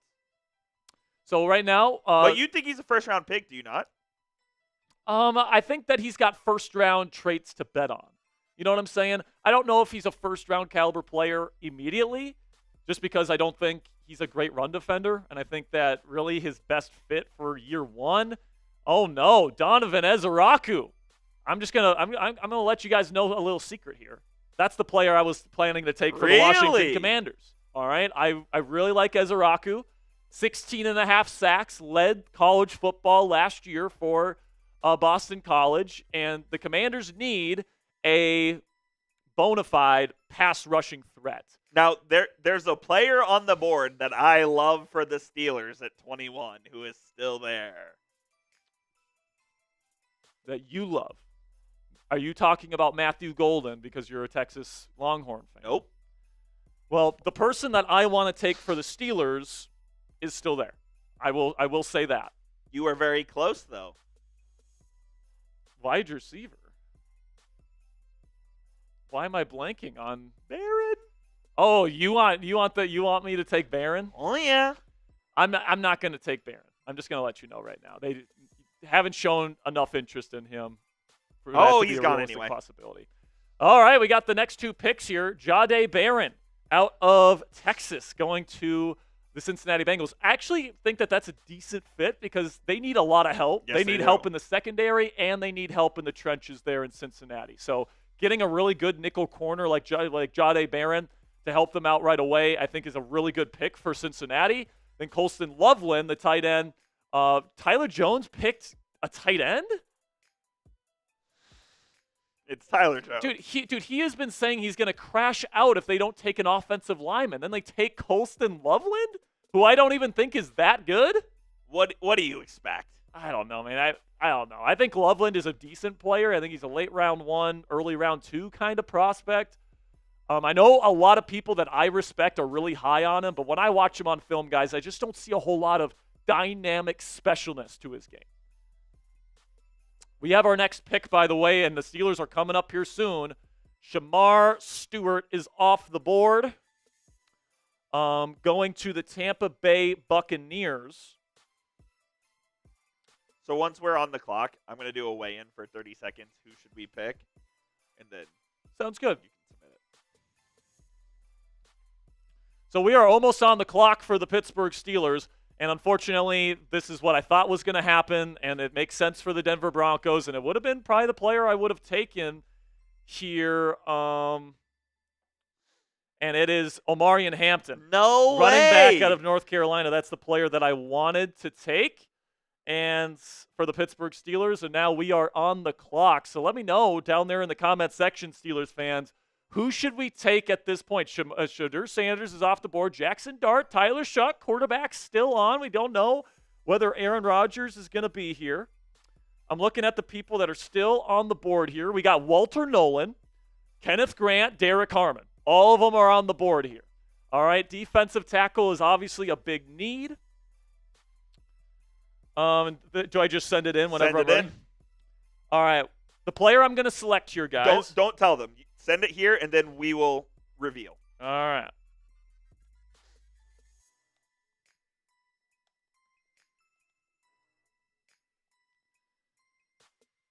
All right. Pick is in. The pick is in. You guys will see who I picked here in just a moment. Let me know, Steelers fans in the chat. Who do you want me to pick at this spot? Got all 3 of the top defensive tackles on the board. Travion Henderson is a name to keep your eye out for at this pick. Might be trying to go give Aaron Rodgers a potential weapon to work with on offense. I see some for Dart. I see trade back. I can't trade, unfortunately, guys. No trades in this mock. And I see Harmon. I see Grant. I see Nolan. Without further ado, with the 21st pick in the 2025 NFL Draft, the Pittsburgh Steelers select Derek Harmon, defensive tackle out of Oregon. All right, the Steelers have shown a lot of interest in him, had a top 30 visit, and I think that he'd be a perfect heir apparent to Cam Hayward, who's in the final 2 years of his NFL career. Obviously, he can help out in the rotation right away. He can play 5 technique or 3 technique in their 5-man odd fronts, but he can also help rush the passer in a rotation, keeping not only Cam Hayward, but also Keanu Benton fresh throughout the season. It gives you a clear clear plan for the future at defensive tackle once Cam Hayward eventually retires, while also maintaining elite depth at the defensive trenches for the Pittsburgh Steelers. They already have one of the best edge rusher groups in the league with TJ Watt, Alex Highsmith, and Nick Herbig. Now they add to the interior of their defensive line with a very solid Derek Harmon, who is one of the most disruptive players in this entire NFL draft. Why do you go Harmon over Grant? I think that Harmon just – well, first of all, the Steelers didn't have a top 30 visit with Kenneth Grant. Now, I don't think it's impossible that they take Kenneth Grant, but I do think Harmon kind of fits the mold of like a Cam Hayward type to eventually replace his role in the defense. All right, he can help you out right away. Keanu Benson obviously can still play nose tackle for the Pittsburgh Steelers. And plain and simply, guys, like Harmon's a good run defender. He's not a great run defender, but he's a good one, very solid. And then he's extremely disruptive. Getting after quarterbacks is super important for the Steelers defense, especially on early downs. And then they like to throw a bunch of fire zone blitzes on third down. But getting home with 4 or 5 is very important for them on early downs. Derek Harmon is going to help them out right away and help them out for the future. Grade the pick. Grade the pick for us down there in the chat there. Reed is giving it an F. A lot of D's and F's. I think a lot of people want quarterback for the Pittsburgh Steelers. I'm surprised you didn't go Tyler Shuck. But what I'll say here, guys, is I don't think the Steelers are taking quarterback round 1. I think that they know that Rodgers is going to sign with them eventually. He's just dealing with some quote-unquote personal issues, which is what he said on the Pat McAfee show. Certainly seems like the Steelers have been made aware of the things that Rodgers is going through, and they feel like eventually he will sign with the team. So because of that, I don't think they feel a particular need to draft a quarterback in round 1. There's no quarterbacks available on the board that I would be thrilled to get at number 21. I would love to trade down, but I can't do that. So I'm getting somebody to help the Steelers defense immediately and for the future. Got the next couple picks here. Kenneth Grant goes to the Los Angeles Chargers. Of course, Michigan man going back to play for Jim Harbaugh. Luther Burden III, Missouri wide receiver, going to the Green Bay Packers. I actually think that's a pretty sneaky good pick right there for the Green Bay Packers. Malachi Starks, very, very good defensive back. My favorite nickel defender in this entire class, even over Jahdae Barron. So you think he plays more of a nickel versus safety? Well, I think he can play whatever they want. And, like, you know, they base in bandit, which means 3 safeties there with Brian Flores. So they play 3 safeties all the time. Starks is a perfect fit because he pretty much played that role in Georgia because they like to do a lot of 3 safety stuff there as well. And they extended Cam Bynum as well, right? Yes, they did. So that would be a hell of a safety duo there. 100%. All right, I'm going to update everything here. Texans are on the clock. Houston Texans are on the clock at number 25. There's still some pretty good offensive tackles still available here, Coop. Absolutely. Luther Burden, then Malachi Starks. So the Commanders pick is obviously coming up here soon. Let's take a look at who's available on the board. James Pierce Jr. is still there. Here's your best available. Walter Nolan out of Mississippi, Michael Williams, Josh Simmons, Calvin Banks. Interesting right there. Could play tackle, could play guard. Where would you'd put him on the right side if you? Well, I'd put him at left guard if I'm the Commanders. You got, obviously, Laramie Tunsil that you traded for this year. You drafted Brandon Coleman last year. You still have Andrew Wiley. It sounds like they're going to have those two compete for the right tackle spot. Left guard is a position that they could upgrade. Obviously, they have Jaden Daniels. Protecting him is going to be important, so I'm going to be keeping my eye. Banks might be the pick here to Houston, though, so we'll see. It is another Texas Longhorn that is going here. Is a different one? There is. So I'm guessing Matthew Golden. Matthew Golden has fallen all the way to number 25 here. And I think, you know, with Tank Dell. He's a Houston native, too. He's a Houston native. I mean, it just makes too much sense. You know, if Matthew Golden is on the board for the Houston Texans here, it just makes too much sense. They do need offensive line help more than they need receiver, but Golden is probably, the best player available on the board. So Jeremy Chuggs, our Texans host, made that pick. Just a reminder, after the first round, game time read. Sounds good, yes. The Rams are on the clock. We'll see what intern Jackson Durham wants to do here. Yeah, we'll see. I I have no idea where he's going with this pick. No clue. It'd be hilarious if he took Tyler Shutt because he's like the most anti-Shutt guy in the office. They have Jimmy G as their backup. They do, and they like Jimmy. But the Washington Commanders pick is coming up here. Another Longhorn is taken. Kelvin Banks? Yep. Okay. Getting a little bit older on the offensive line there in LA. They did just re-up their left tackle, I believe, Alaric Jackson.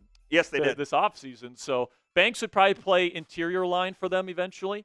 But, just making sure that offensive line is pretty much injury-proof while getting somebody that's going to be a starter for them either at tackle or at guard for a very, very long time. And so Joey Peterson's on the clock here for the Baltimore Ravens. Going to be in a tough fucking spot here, guys. You have 60 seconds. Once you're on the clock. Yeah, once I'm on the clock. But the pick is in, and I'm kind of pissed. You had to know he was taking Yeah, I him. know. He told me yesterday he was going to make this pick. He told me yesterday he's going to make this pick, and I'm not surprised he's making it.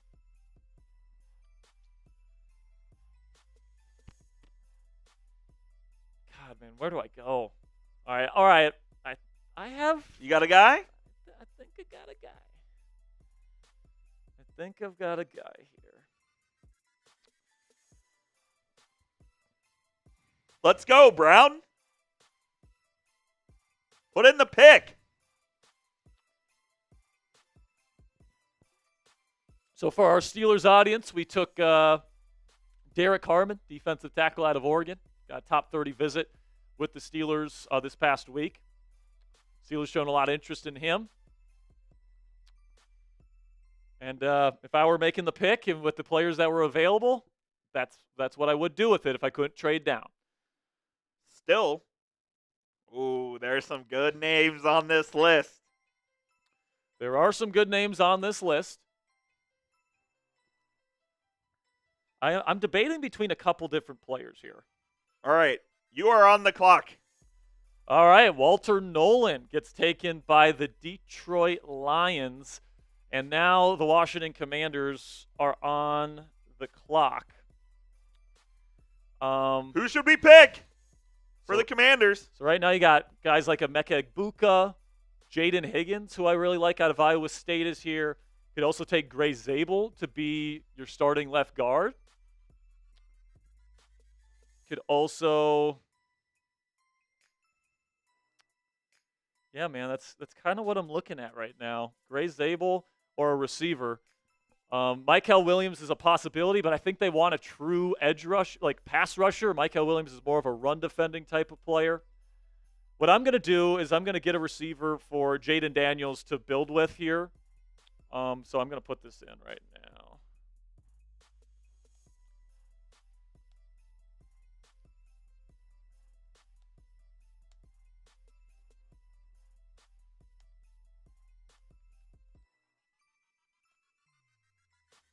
Wow. That is a shocker, ladies and gentlemen. I'm going to take an offensive player here to help out Jaden Daniels, somebody that he can grow with for the rest of his career. We will reveal who that is for our Commanders audience here in just one moment. And I think that this one might surprise some people. But that was a shocker. But I feel very good about this pick. I feel very, very good I would feel very, very good if the Commanders made this pick. With the 29th pick in the 2025 NFL Draft, the Washington Commanders select Jaden Higgins, wide receiver out of Iowa State. You guys can see here, big body, 6'4" and a quarter inch and 214 pounds. But don't get it twisted, guys. This guy is one of the most athletic guys in the entire class. Runs a 4.4, and what I love about him is that he does everything fast. He doesn't slow down for anything. He's just a smooth player, great route runner, can win at the catch point down the field. He can be your true route running presence on the other side of Terry McLaurin. And with McLaurin and Higgins here in Washington, you got two guys, not just one, that's big, that's a deep threat, that's a really good route runner, and is good after the catch. So you're getting two really awesome players. And even though I do expect Scary Terry to get a contract extension this offseason, Higgins is going to be on his rookie contract, and eventually he will be the future number one receiver that can grow alongside Jayden Daniels, where they're both under contract on their rookie deals. So this is what the Athletic's Dane Brugler had to say about Jayden Higgins. Says Higgins is an ascending height, weight, speed athlete with the physicality and catch radius to be a productive NFL starter as he continues developing his route and release precision. His game is similar to what Nico Collins put on tape at Michigan. And, whatever you guys know what Nico Collins has become in the league. He's one of my favorite receivers in the entire National Football League, one of the most well-rounded receivers in the entire league. So listen, man, I would have liked to gone edge rusher here. If James Pierce Jr. was here, I would have taken him. All right. If Donovan Ezeraku was here, I would have taken him. If Kelvin Banks Jr. was here, I would have seriously thought about taking him. I really did think about taking Gray Zabel with that pick because Zabel, I think, can start for the Commanders day one at left guard. But I also think the Commanders can get a starting caliber guard on day 2 or day 3 in this class. And, I just want to give Jayden Daniels every single possibility to have success, not only this year, but moving forward. I think Higgins is going to be a legit number one wide receiver in the National Football League for a long time. And with this, you secure yourself, or at least I think I'm securing myself, a top 2 or top 5 wide receiver duo in football for at least the next 4 years. So grade the pick for me down there in the comment section, Commanders fans, A, B, C, D, or F. I would have been fine with Emeka Egbuka too. I thought about Egbuka, but getting another Ohio State Buckeye, versatile. I would be perfectly fine with Egbuka there too, but I do have Higgins ranked higher, and I think that his upside as a true number one, I do think is a bit higher than Egbuka's. So Trey Amos, our Steelers Smitty here, has taken Amos, one of my favorite corners out of Ole Miss. I love that pick. Great scheme fit for what Buffalo wants to do. Really good off-zone corner out of Ole Miss.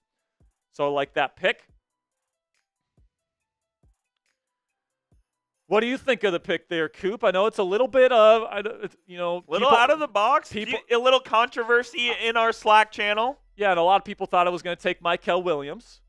But I think that there's going to be some pretty darn good designated pass rusher types at edge in round 2 that I can choose from. I can also choose from a couple in round 4 as well, even though this is a 3-round mock. Why do you think Higgins is a better fit than Egbuka?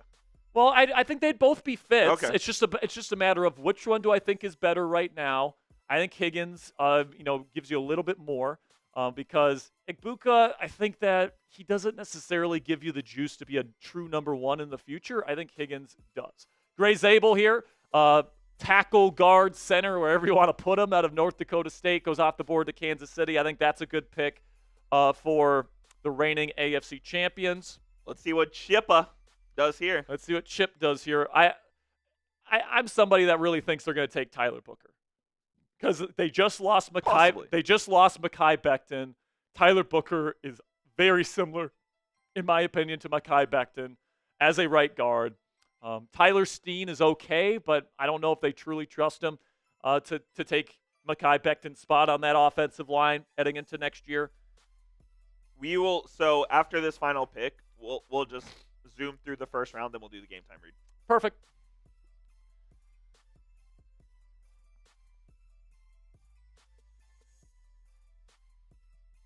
All right. It looks like the pick is in.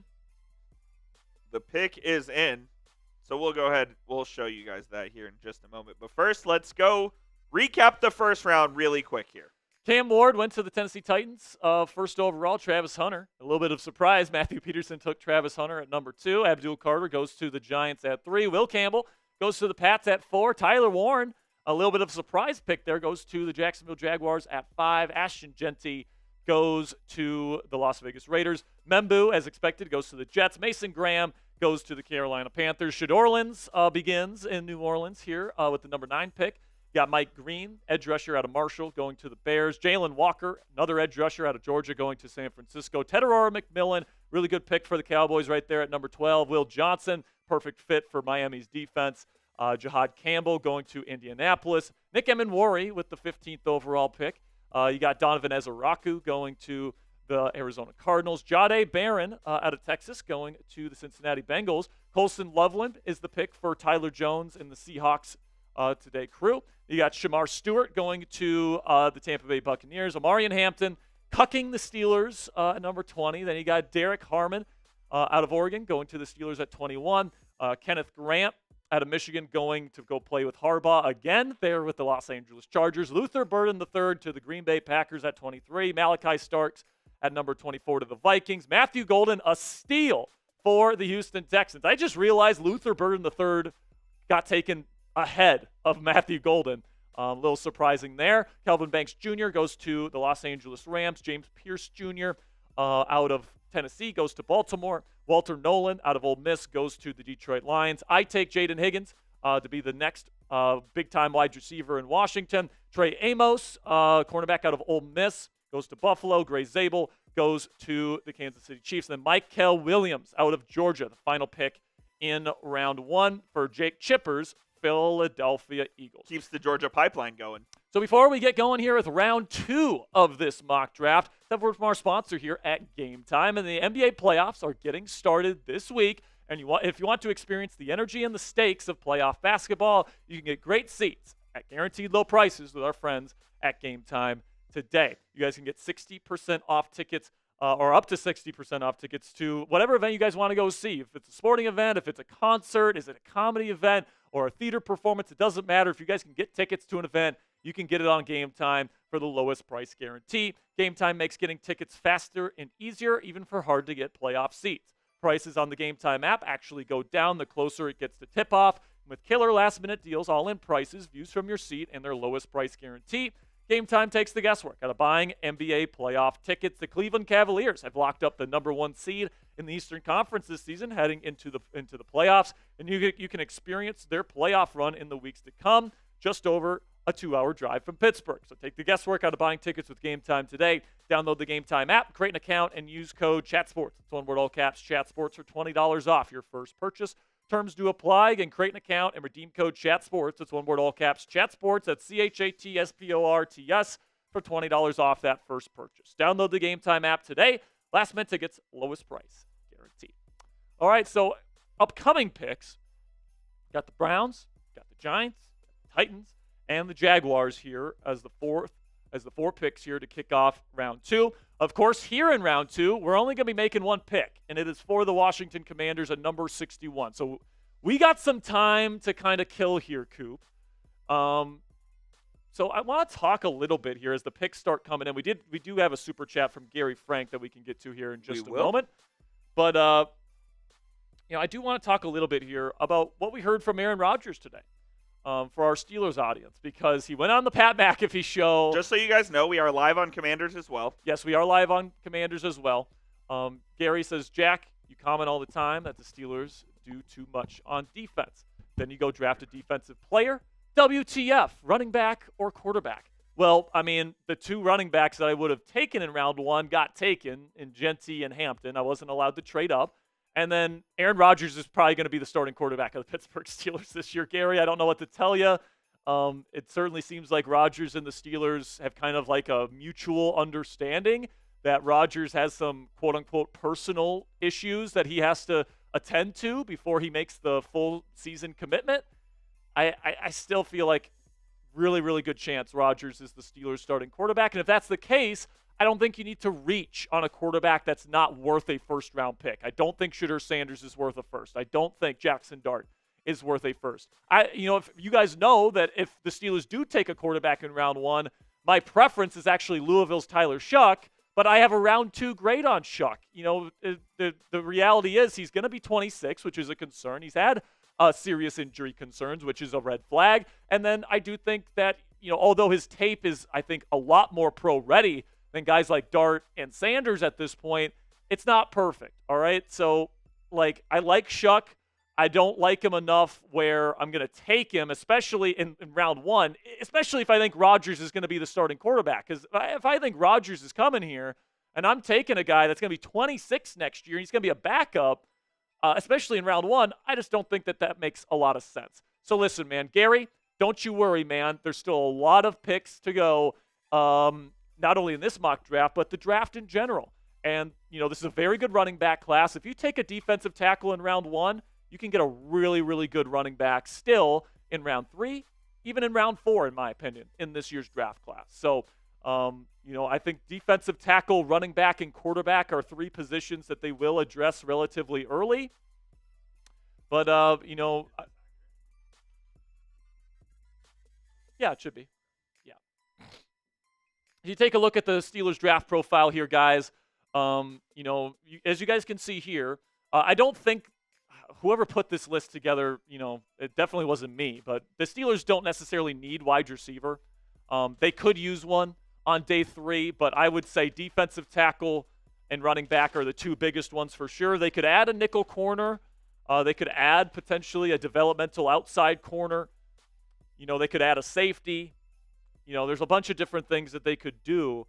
But, I think the three positions right now that I think they're going to spend their first 3 draft selections on, barring a George Pickens trade, which I don't think is going to happen, I think they're going to take defensive tackle, running back, and quarterback with their first 3 picks. So first round, third round, fourth round. I think that the Steelers, based on the players that were still available on the board, Gary, I still think, the Steelers can get a developmental quarterback that they like in round 3.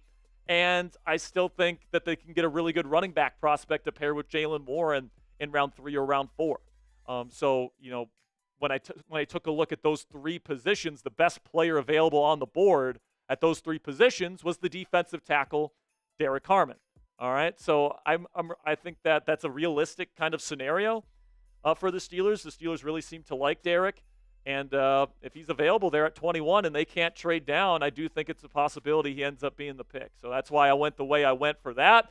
Then when it comes to the Commanders, as we get ready for the second round, where they pick at number 21, they've got needs at safety. I think that after getting rid of Jeremy Chin, or not getting rid of him, he went to the Raiders in free agency this year. They bring in Will Harris, but he's just not very good. He's okay. He's a decent, dime backer, a kind of chess piece type of player, but he's not a true box safety, which is what the Commanders' defense really requires. There wasn't really any true strong safeties available at the pick in the first round, so I didn't take a safety. They also need an edge rusher. Specifically, I think they need somebody to fill Dante Fowler Jr.'s role as a designated pass rusher. All right, so if we get a guy that I really believe in as a designated pass rusher on day 1 at number 61, that is certainly something I'm going to consider at number 61.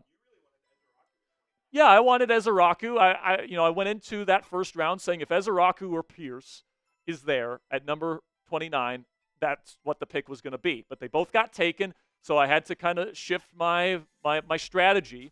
And in real life, if I had the opportunity to trade down, I would have traded down. But Jaden Higgins, I think, has a chance to be a real impact player for this team. I know what some Commanders fans might be saying, but Jack, we have Luke McCaffrey.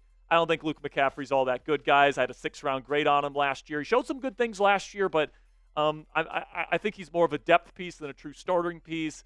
You have Noah Brown, who's okay. Deebo Samuel, who's more of a gadget-type player than a true, wide receiver 2 at this point in his career.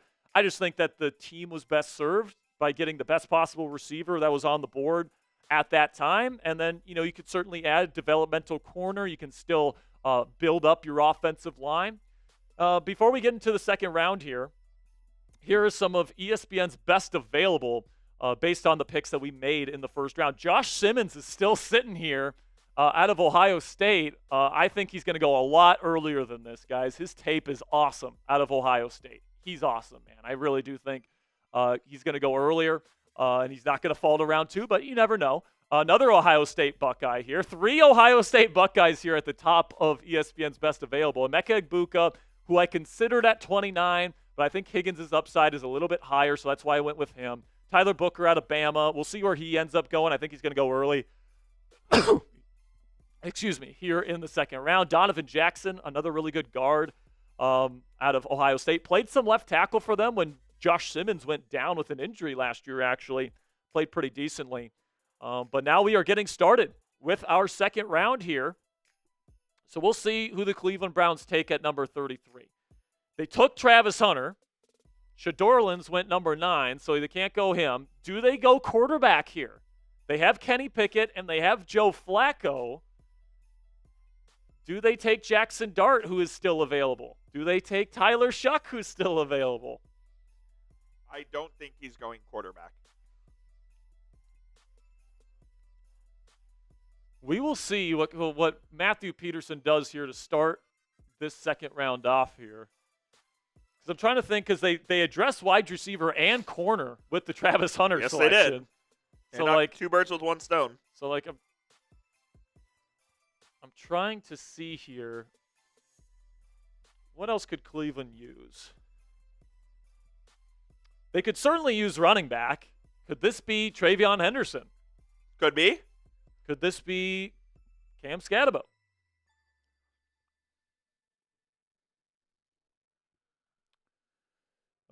They could use edge rusher help. I'll say that right now.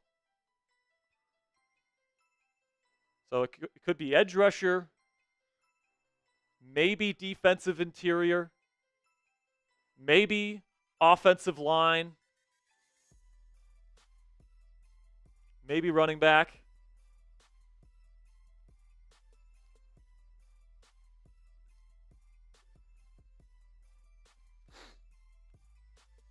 Let's see, man. There we go. All right, Caleb Johnson, running back out of Iowa. One of the top Steelers draft targets this year. Steelers really like him, but he goes to the Cleveland Browns at round number 2. Top of round 1. Then Emeka Egbuka, wide receiver out of Ohio State, goes to the New York Football Giants to pair alongside Malik Neighbors. I like that pick. Don't hate that pick at all. You know, I think that both of those guys are good players. I don't know if Egbuka's like a deep threat type of receiver. So do you think it's possible? I don't know if I love the fit between Egbuka and a Russell Wilson-led offense. Do you think it's possible that Egbuka slips all the way to round 2? It's possible. It definitely is. You know, he's a very ready-made NFL prospect. He's going to be a number 2 receiver the second he steps into the NFL. The question around him is, does he have enough juice to, elevate himself from a wide receiver 2 to a legitimate wide receiver 1? And I think there's some questions of that. He reminds me a lot of Jackson Smith and Jigba from the Seattle Seahawks. Both of them went to Ohio State. Both of them, are good athletes, but, maybe they're not completely twitched up. They both have good ball skills. I'd say Jigba's a little bit better in that regard, but they're both great route runners, tough after the catch, great teammates.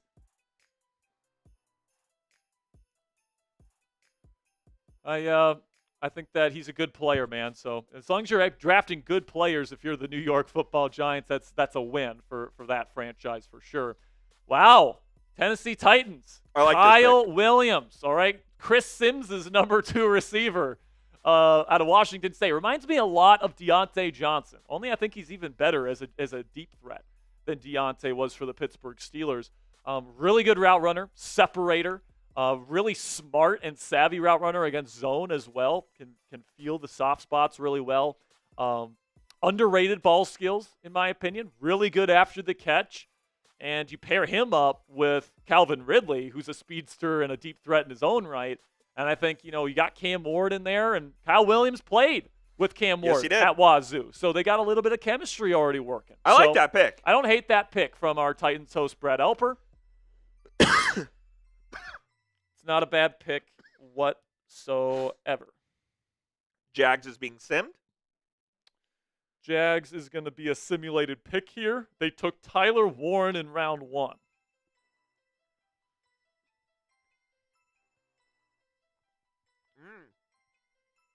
Good pick by the Jags. Oh, yeah. I mean, this one just makes a lot of sense for a simulated pick. Josh Simmons, offensive tackle out of Ohio State. Now, Jacksonville doesn't necessarily need a tackle.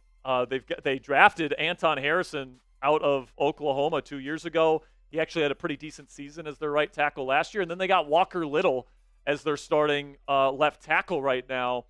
Maybe they try and kick one of those guys into guard and they play Simmons at tackle, or maybe they try Simmons at guard. But This is just maybe a pick where Simmons is the best player available on their board. They're trying to rebuild with new head coach Liam Cohen.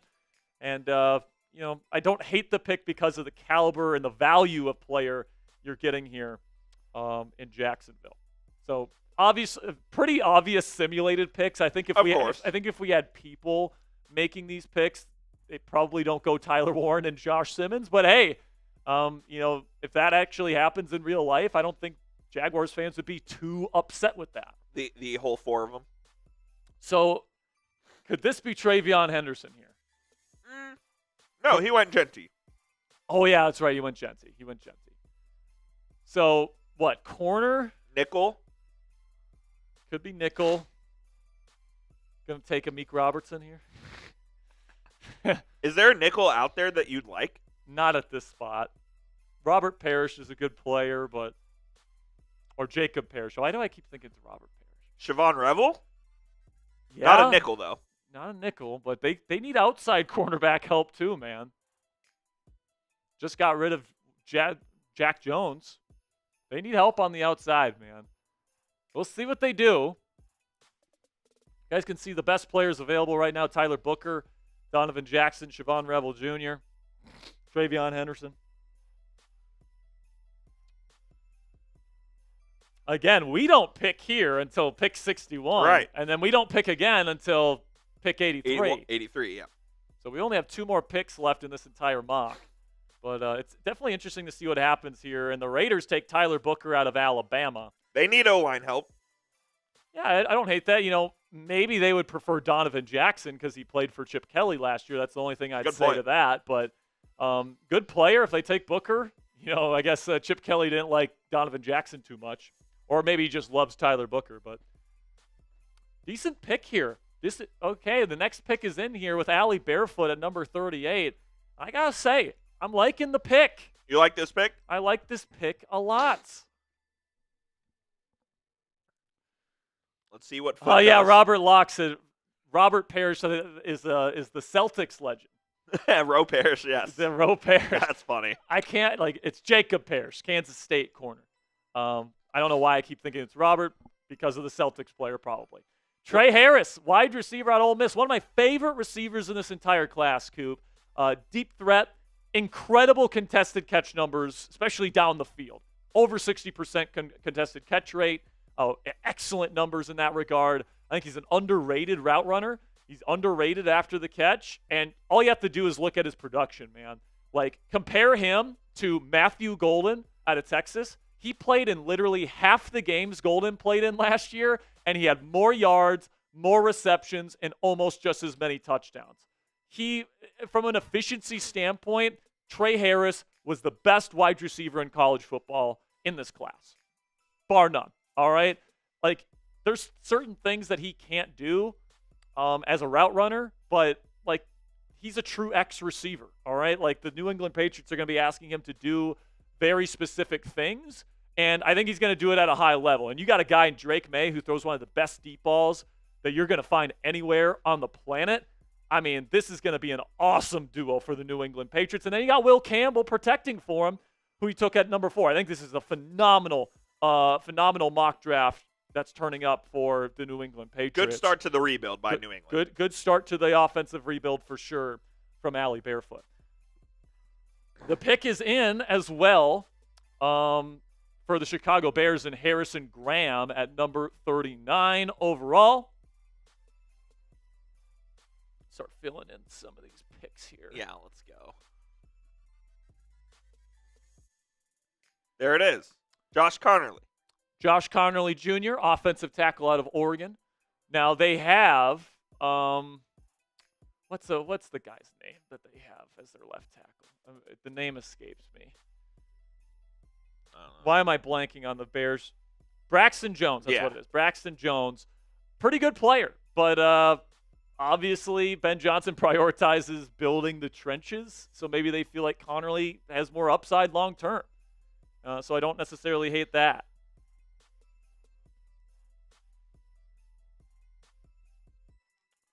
Trey Harris off the board.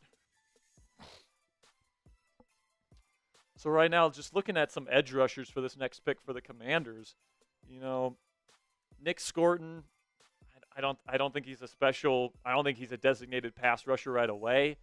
Landon Jackson, I feel the same way. I like Princely Omamielen out of Ole Miss. I like Oluwafemi Oladejo, who the Commanders have shown a lot of interest in. Josiah Stewart out of Michigan, someone that I like. Trey stays local. Trizzy Trace, Saints Now host, stays local here. LSU tight end Mason Taylor, good receiver. Moves, you can tell that, the NFL bloodlines that he comes from. Jason Taylor's kid, I believe. Was that right? Yeah, I'm pretty sure that's right. Yeah. Joy Taylor's his aunt? Yep. But he's a good player. The Saints have shown a lot of interest in him, so that makes a lot of sense for the New Orleans Saints for sure. So they took Connerly. Mason Taylor comes off the board.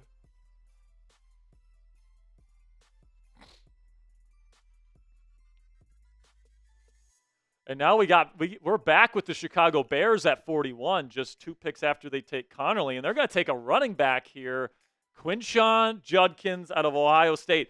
I like this pick for them. Obviously, they really prioritize the run game and Ben Johnson kind of style offenses. Got DeAndre Swift, who they ran out of town in Detroit, so running back's important for them. Quinshon is a bigger back with good vision, good acceleration, and good long speed. I think he's got a really high floor, and I think he's got the capability to be their number 1 running back day 1 there in Chicago. So I like that pick right there for Chicago for sure. And then we got TJ Sanders, defensive tackle out of South Carolina to the New York Jets. That is a simulated pick, by the way. TJ is more of a true pass rusher type of player. He's got some great quickness and some really good get-off the snap. But I think that his finesse rushing needs to get better, his hand placement. And honestly, play strength isn't phenomenal with him. But you got Quinnen Williams there in New York, and you pair him up here with TJ Sanders. So don't hate the pick, but that's a good DT duo. Yeah, pretty good, especially when it comes to attacking pass rushers. Now we get to San Francisco's pick at 43. You took Jaylen Walker with your first pick, edge rusher. Now, here's the thing. San Francisco plays a 4-3. Jaylen Walker, where are you going to put him? Like, he's not big enough to take on blocks on early downs. Outside linebacker. And if you're putting him an outside linebacker, good luck putting him in a 4-3, especially the type of system they like to run, where they like to run a lot of wide 9, which puts a lot of responsibility on the outside linebackers. He is not ready for that role, man. So honestly, Jaylen Walker to the San Francisco 49ers might be my least favorite pick in this entire mock.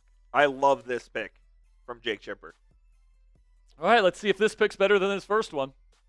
With all due respect to Chip. You basically told Chip to go F Chip, himself. you brought this on, man. Chip, you brought this on. I'm tired of your bull, All right, Chip. here at 43, Jake Chipper has made his selection. It is Maxwell Harrison, cornerback out of Kentucky. And I really like Harrison, man. Apparently he was an undersized corner in terms of bulk there at Kentucky.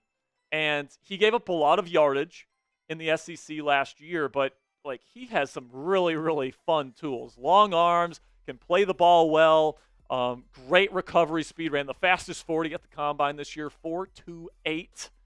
And he bulked up to I think I saw 192 pounds after playing much less than that. I think he weighed in almost 10 pounds less than that at the combine. So he's been gaining a lot of weight during this process, getting ready for the NFL. And this is around the area where I would be around comfortable taking him.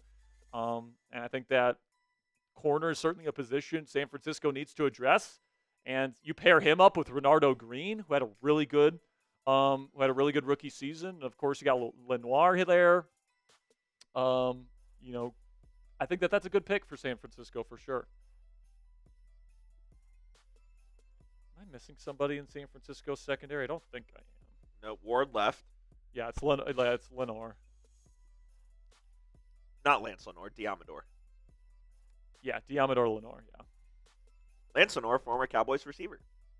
But yeah, you got Lenoir and you got Green. They need another corner to add to that group, and Harrison's a really, really good player there. Dallas Cowboys here. Coop, you're a Cowboys fan. Yes. Or kind of a Cowboys Sort fan. of. You're Are you approaching this status with the Mavs fandom too, or is it more? Not quite, Yeah. but close. Yeah, you'll be able to admit that both these franchises are jokes. Oh, they're embarrassing. Yeah. Absolutely. So they take Tet in round 1. Where else do you think they need to go get here? They could use an edge rusher to replace DeMarcus Lawrence, even though they brought back Dante Fowler. True. Wouldn't hate that. Wouldn't hate going along the offensive line here as well. I think they could kind of just go best player available if they so chose. Wouldn't hate a running back. I think they could. The world is kind of their oyster here. Yeah, I don't disagree at all. Oh, here we go. Yep. Just as I suspected. Taking another skill position player here with Travion Henderson out of Ohio State. Now, I think Henderson has the ability to be like one of the best running backs in football, but he's got a big weakness, which is that his vision stinks. Mm-hmm. All right, so he does not pick the right lane to run through consistently, especially on like outside zone where you're got to be looking for cutback lanes and all that different stuff. I think, in a system where you run a lot of inside zone or duo or gap and power, stuff that, where vision is still important but less important than outside zone, I think he can be a really good player. He's a smaller back that plays like a bigger back. So he likes to try to run people over. He likes to stiff arm. He's not really a shifty back, but he is extremely fast. His acceleration is world class. But he's not an every down back, right? Because there's the reason Ohio State brought in Quinshon Judkins. Yeah, Ohio State brought in Judkins, and he got most of the workload. So there's questions as to whether or not Henderson can be a legitimate number 1 back in the league, because he didn't do it in college. But he has some explosive ass plays on film, man. So I think that the stamina is a question mark with him. I think vision is a big question mark with him. But he's probably the best pass protecting running back in this class. He's a good plus receiving back out of the backfield as well. So I think that day one, he is like an elite third down back because of his ability to protect the passer, catch footballs, be kind of a big-time playmaker that can pick up a third and long, if he gets a check down in the flat. Nick Scorton here, edge rusher out of Texas A&M, comes off the board at number 45 to the Indianapolis Colts. Simulated pick there. So they take Jihad Campbell and Nick Scorton. Honestly, those are two kind of boring picks. But beefing up the defense. I mean, you're beefing up the defense. I can't necessarily disagree with it. What I will disagree with here with this pick is Scorton is kind of similar to Kwity Paye. Kwity Paye's more inside, though, no? No? Paye is like a true edge? True early down run defending edge. Then they got Ebukam there too, don't they? Still? Yeah, they do. Pretty sure they still have Samson Ebukam and they still have Leatu Latu. That pick makes no sense. Shout out to the simulators. Shout out to the simulator that doesn't know what the fuck it's doing.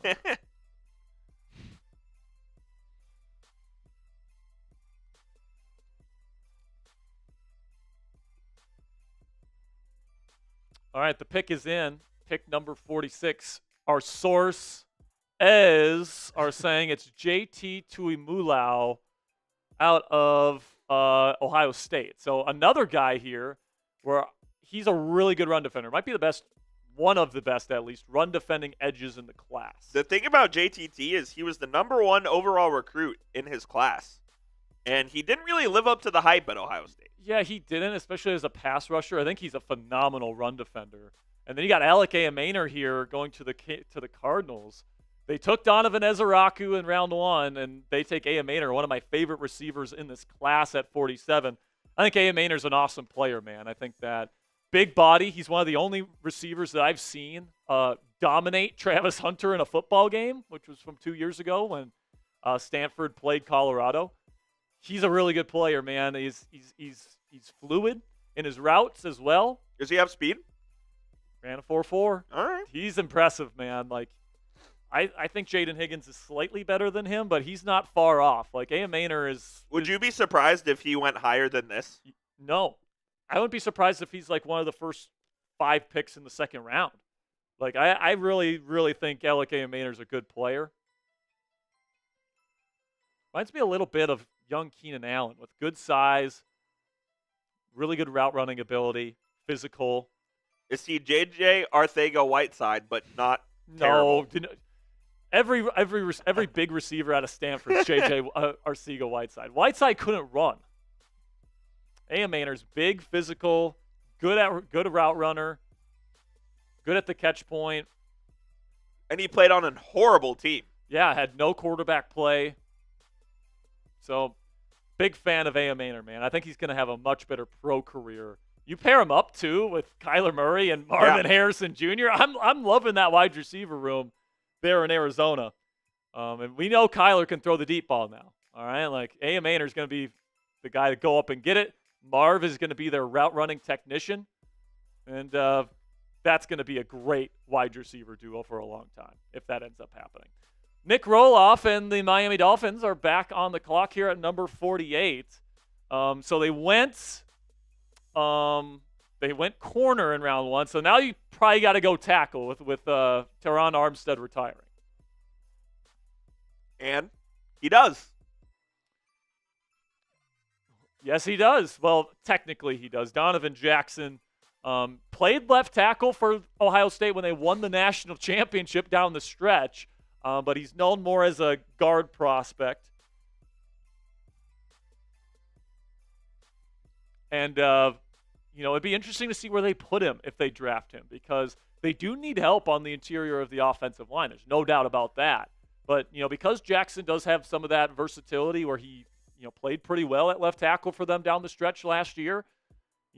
If you need him to play left tackle in a pinch, I think that is certainly something that they can consider. So what were the last several picks here? 49ers took who? Scorton? No. Here, we can scroll back here. Oh, no, they took Harrison. 49ers took Harrison. Then you had Travion Henderson to the Cowboys. Then you had Tyler. Wait, no. Who was after Cowboys? Nick Colts. Scorton. Nick Scorton. Just trying to keep up with my simulator here so I know who's on the board. Because we're coming up here on the Commanders pick at 61 here pretty soon. Oh, do you have the PFF one open? Yeah. So these are the last few picks here. So Atlanta took JT. Tyleek Williams goes to the Bengals at 49. I don't hate that at all for them. I actually kind of like that quite a bit. So 46. Who'd Atlanta take? JT. Yeah, Atlanta took JT. And then A. Mainer, Donovan Jackson. Then you have A. Mainer, Donovan Jackson.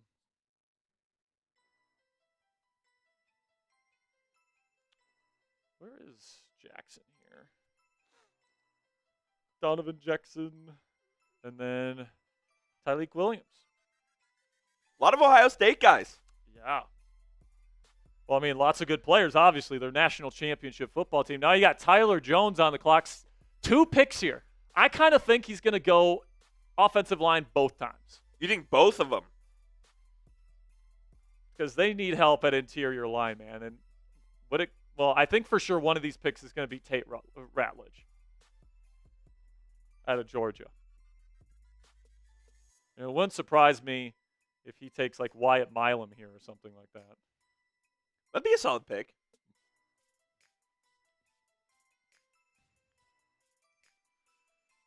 So for the Commanders here, who are some of our options? Kevin Winston Jr. still on the board. I might have to take him. This is a good pick for Tyler Jones. This is a good pick for Tyler Jones? I think so. Okay. I haven't looked at it.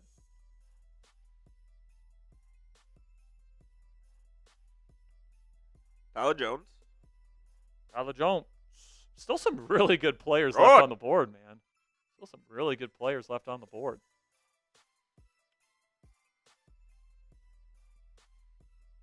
F Sam. F Sam. F Sam. F Sam. F Sam. F Sam. F Sam. Hey. Hey.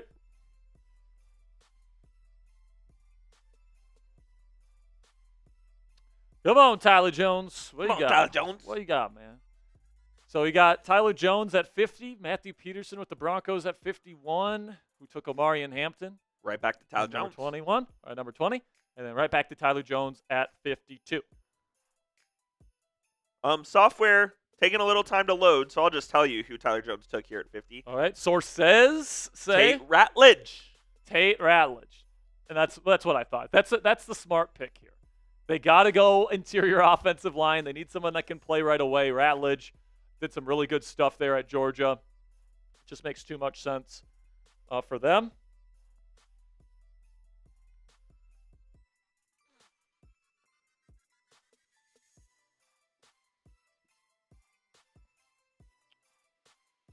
I think, just to shift back to the Aaron Rodgers thing for just a second here, Coop, probably the most intriguing quote of the day during that McAfee interview was when they asked him about what the timetable looks like and if he has to have any more conversations.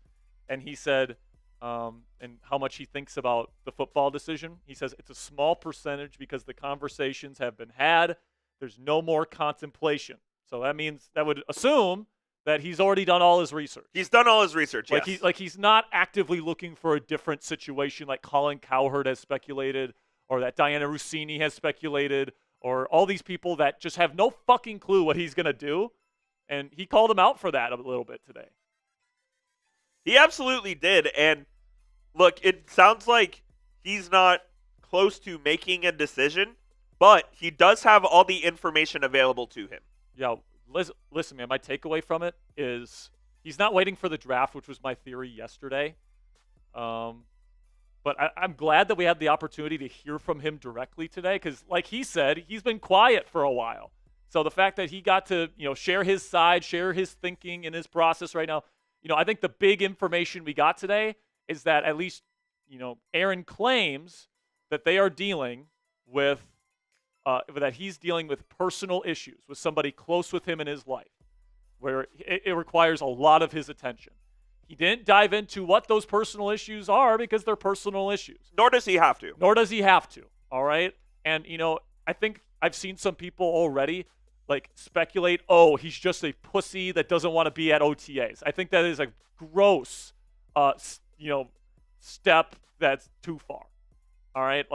We don't know what's going on in his life, and it sounds like he's going to be a Steeler, but he doesn't want to make the full commitment to a season unless, He did not close the door on retirement either. Yeah, and, maybe it's the case that, these personal issues continue to drag on, and it gets to a point where, he's still not ready to make a decision because those things are still ongoing. Absolutely. And he's like, you know what?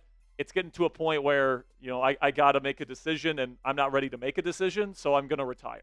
Maybe that's the way that things conclude. But with the way he talked about Mike Tomlin, said he exceeded his expectations, all right? Then he talked about Arthur Smith and his great relationship with him. Then he talked about the QB coach relationship with Tom Arth. Then he talked about throwing with DK Metcalf. All right, this just seems like something that's going to happen. It's just a matter of when Aaron feels like he's ready to make that commitment and put all of his energy to being the Pittsburgh Steelers starting quarterback, which is not right now because he has other personal shit he has to take care of before he's ready to make that commitment. So just to recap the last couple picks here, Tate Ratledge, guard out of Georgia. Actually, he takes both of the interior Georgia Bulldog offensive linemen here. Jared Wilson, the center as well, goes to Seattle at 52. And then Petey with the Broncos took Elijah Arroyo out of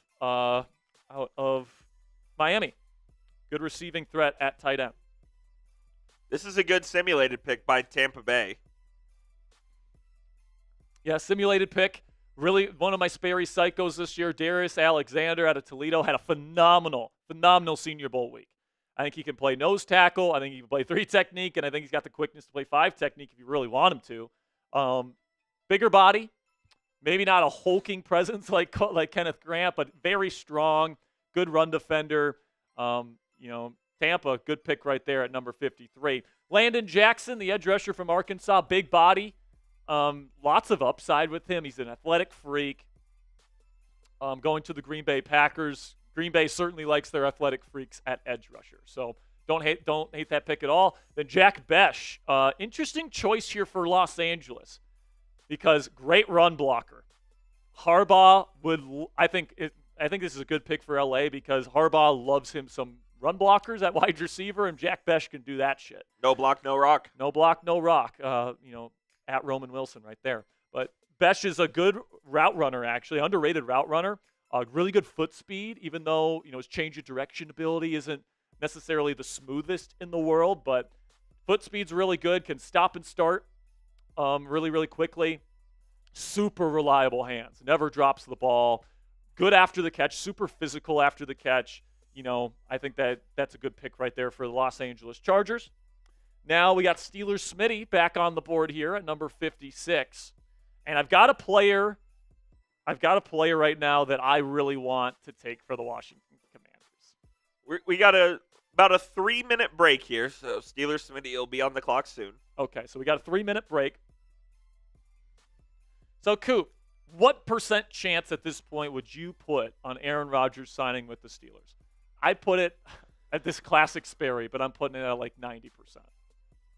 I don't think it's 90.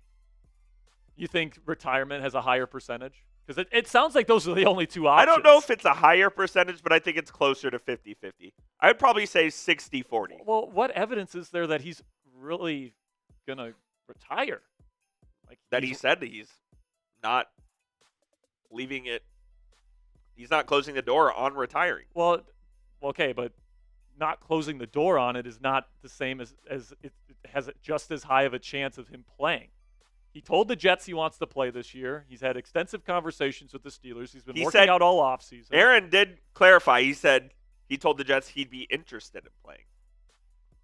That means he wants to play. I don't know. That means he wants to play, dude. He also said that, he had his meetings with the Steelers. And while they went well, they clearly didn't come to a resolution. Because of the personal shit he's going on. So it's not that he didn't sign with them because he didn't like them or that he's waiting for a better opportunity or listen, man, I'm not saying that the chances of retirement are zero, but I do think that the chances that he picks Pittsburgh is a lot more because it does seem like he wants to play. I don't know if we address this one yet. Okay, Gary, $2 says if Rodgers is signing, don't draft a QB until 7th round.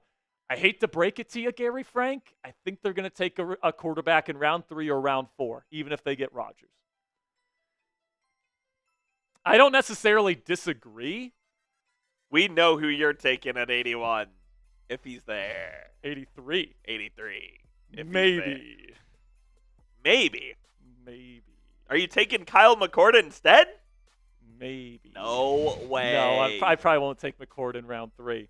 But, yeah, Gary, I don't necessarily disagree.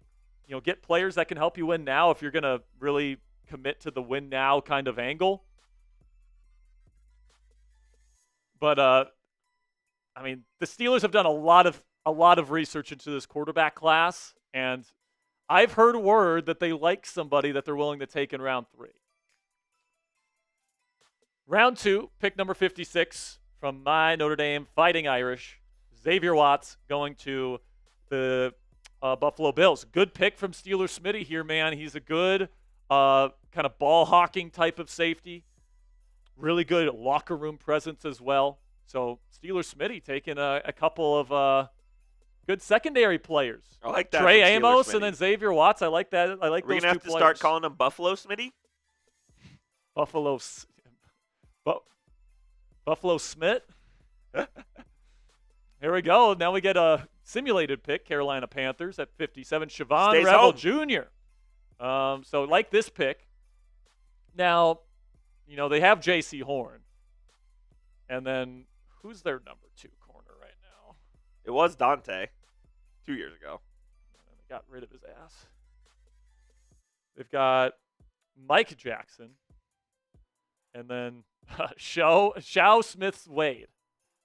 Who? Yeah, exactly. So, Siobhan, they do need corner. Revel is somebody that, Carolina's probably not expecting to be like playoff Super Bowl contender next year. Maybe they want to compete for a playoff spot, but I don't think they're expecting to win a Super Bowl. Siobhan Revel Jr., he's got some question marks, ACL injury, lower level of competition, but man, he is twitched up. He's got great measurables, and I think he has a chance to be a really, really good player. So we're coming up here on our pick pretty soon here, Coop, for the Commanders at 61, and I got a player. What are you thinking? I'm thinking right now safety. Leaning safety.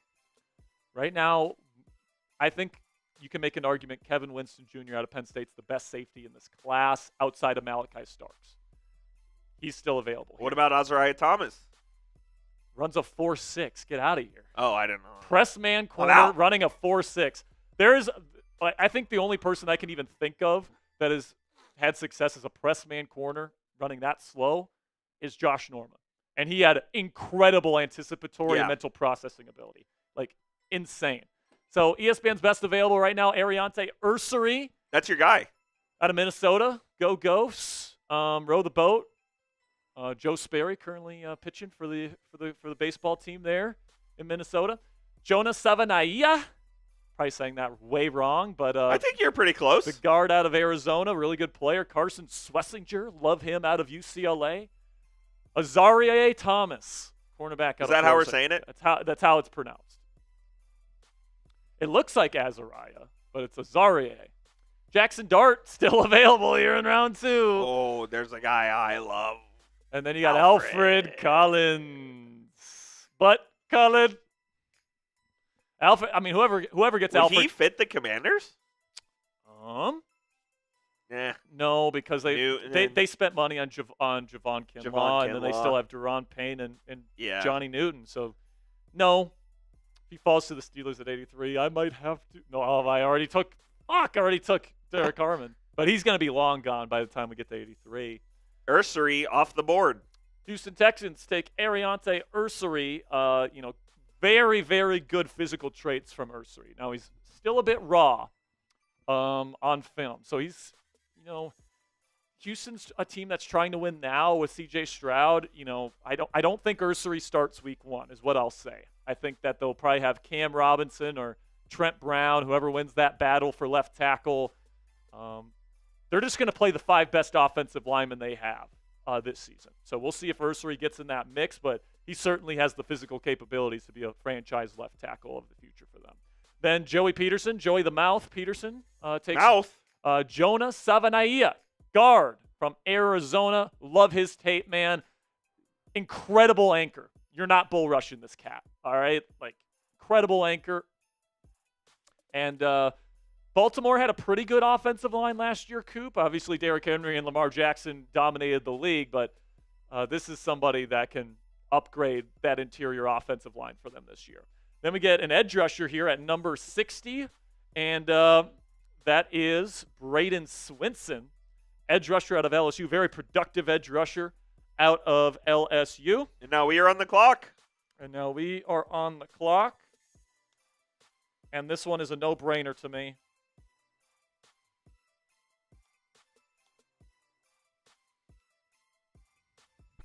Couldn't have got that in any faster.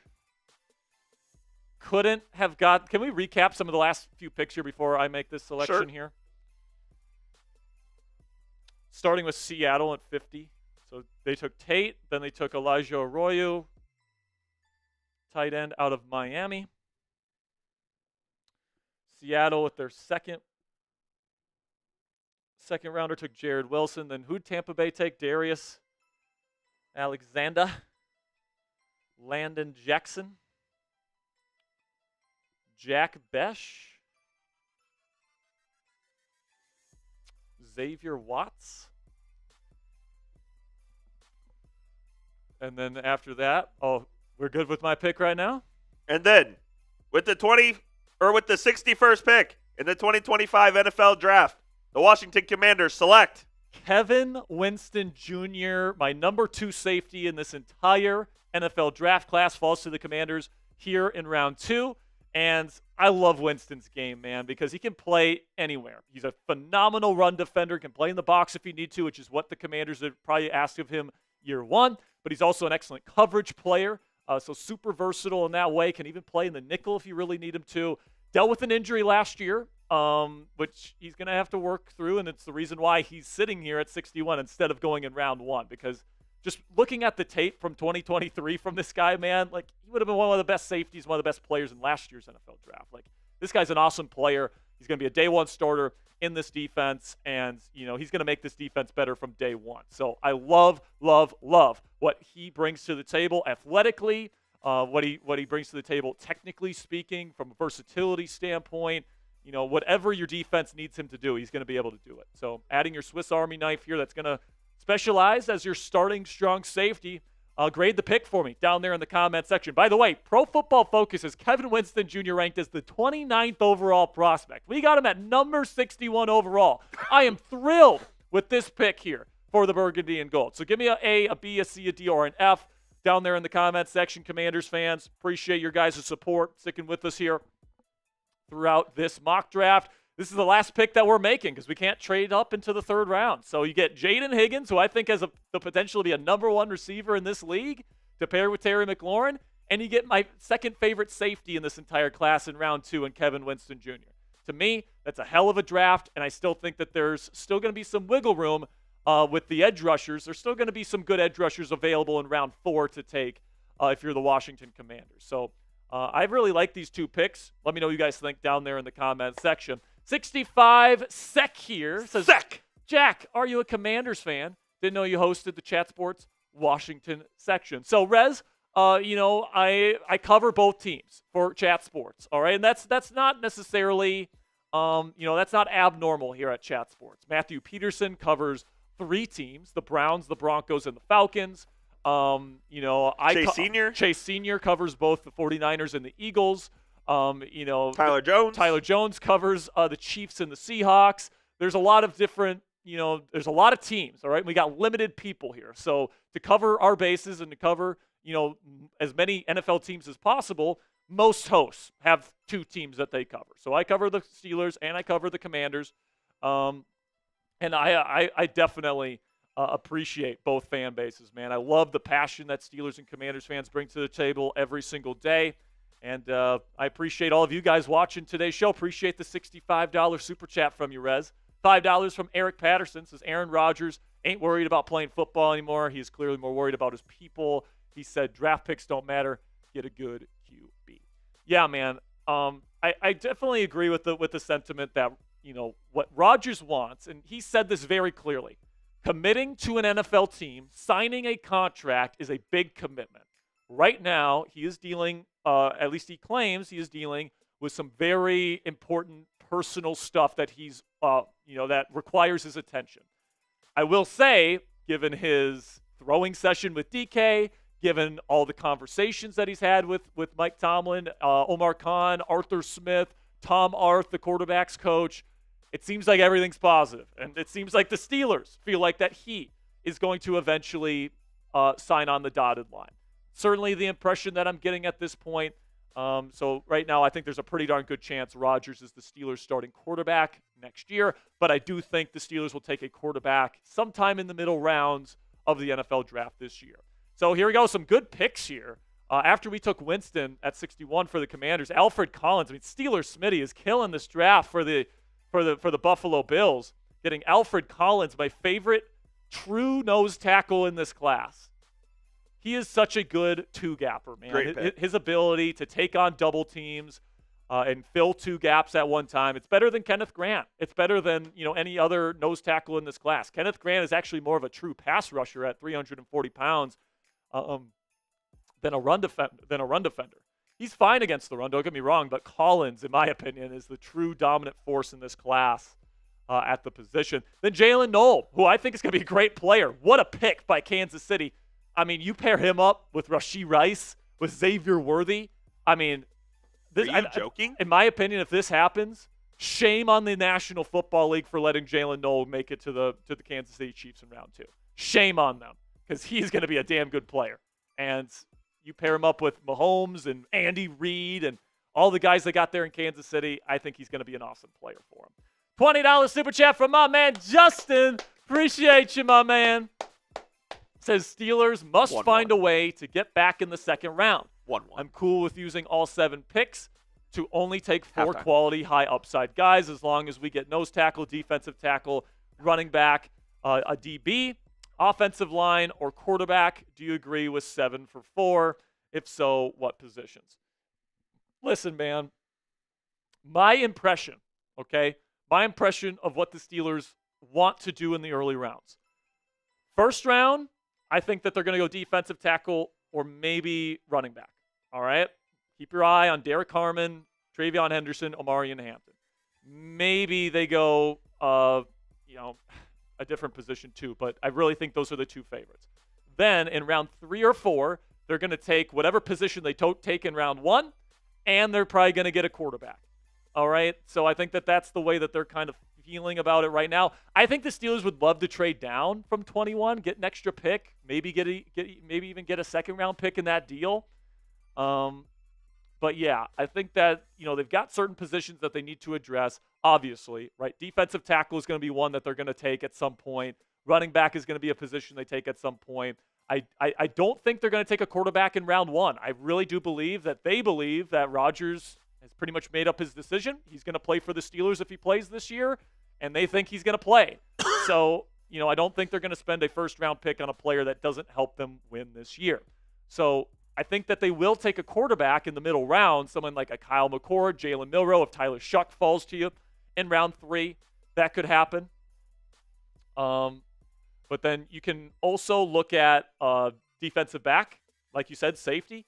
You need to add either another nickel defender or another safety to this defense. You could think about outside cornerback as a developmental piece.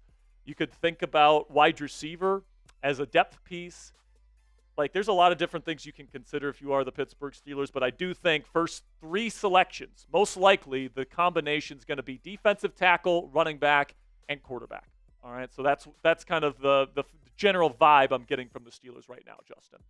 All right, best available, Carson Schlesinger, still available, linebacker out of UCLA. Azareye'h Thomas, the super slow but very technically refined press man corner out of Florida State. So basically, in Thomas's case, he needs to be more or less Josh Norman to work. Yes. Yikes. Unless he does what Rasul Douglas did, because Rasul Douglas was a slower kind of press man corner in college, but then he transitioned after he was terrible doing that in the league. He went to the Buffalo Bills, who run a lot of off zone, and said, you're going to run off zone. And he developed into a good starting corner.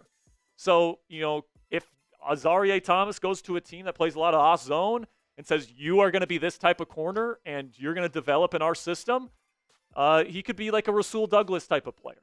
But, he's so used to playing press coverage because that's pretty much all they run at Florida State.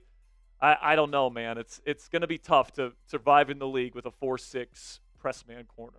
But Benjamin Morrison's still there. Jackson Dart looks like he's going to make it to round 3 here. Shadorlands went number 9, but Jackson Dart is still here. By the way, we finished up round 2 with Anthony Belton, offensive lineman out of NC State, going to the Philadelphia Eagles. If it's Shuck and Jackson Dart at 83. At 83? Yep. Listen, man, it's a good question because on the one hand, I think Shuck is the better player right now. All right. Plus, I think he has a stronger arm. I think that he has more touch on his deep ball. I think he might be the better overall fit for what the Steelers want to do. But I don't think Dart's a terrible fit for what the Steelers want to do offensively. And I think, and then also the age plays a big factor in this, because if you're going to have Aaron Rodgers, and I'm doing this mock draft today, guys, with the assumption that Rodgers is eventually going to sign with the Steelers. If Rodgers is there, and then you got Mason Rudolph, like, it makes more sense to draft a younger quarterback. You know, Coop, don't tell anybody. Shh.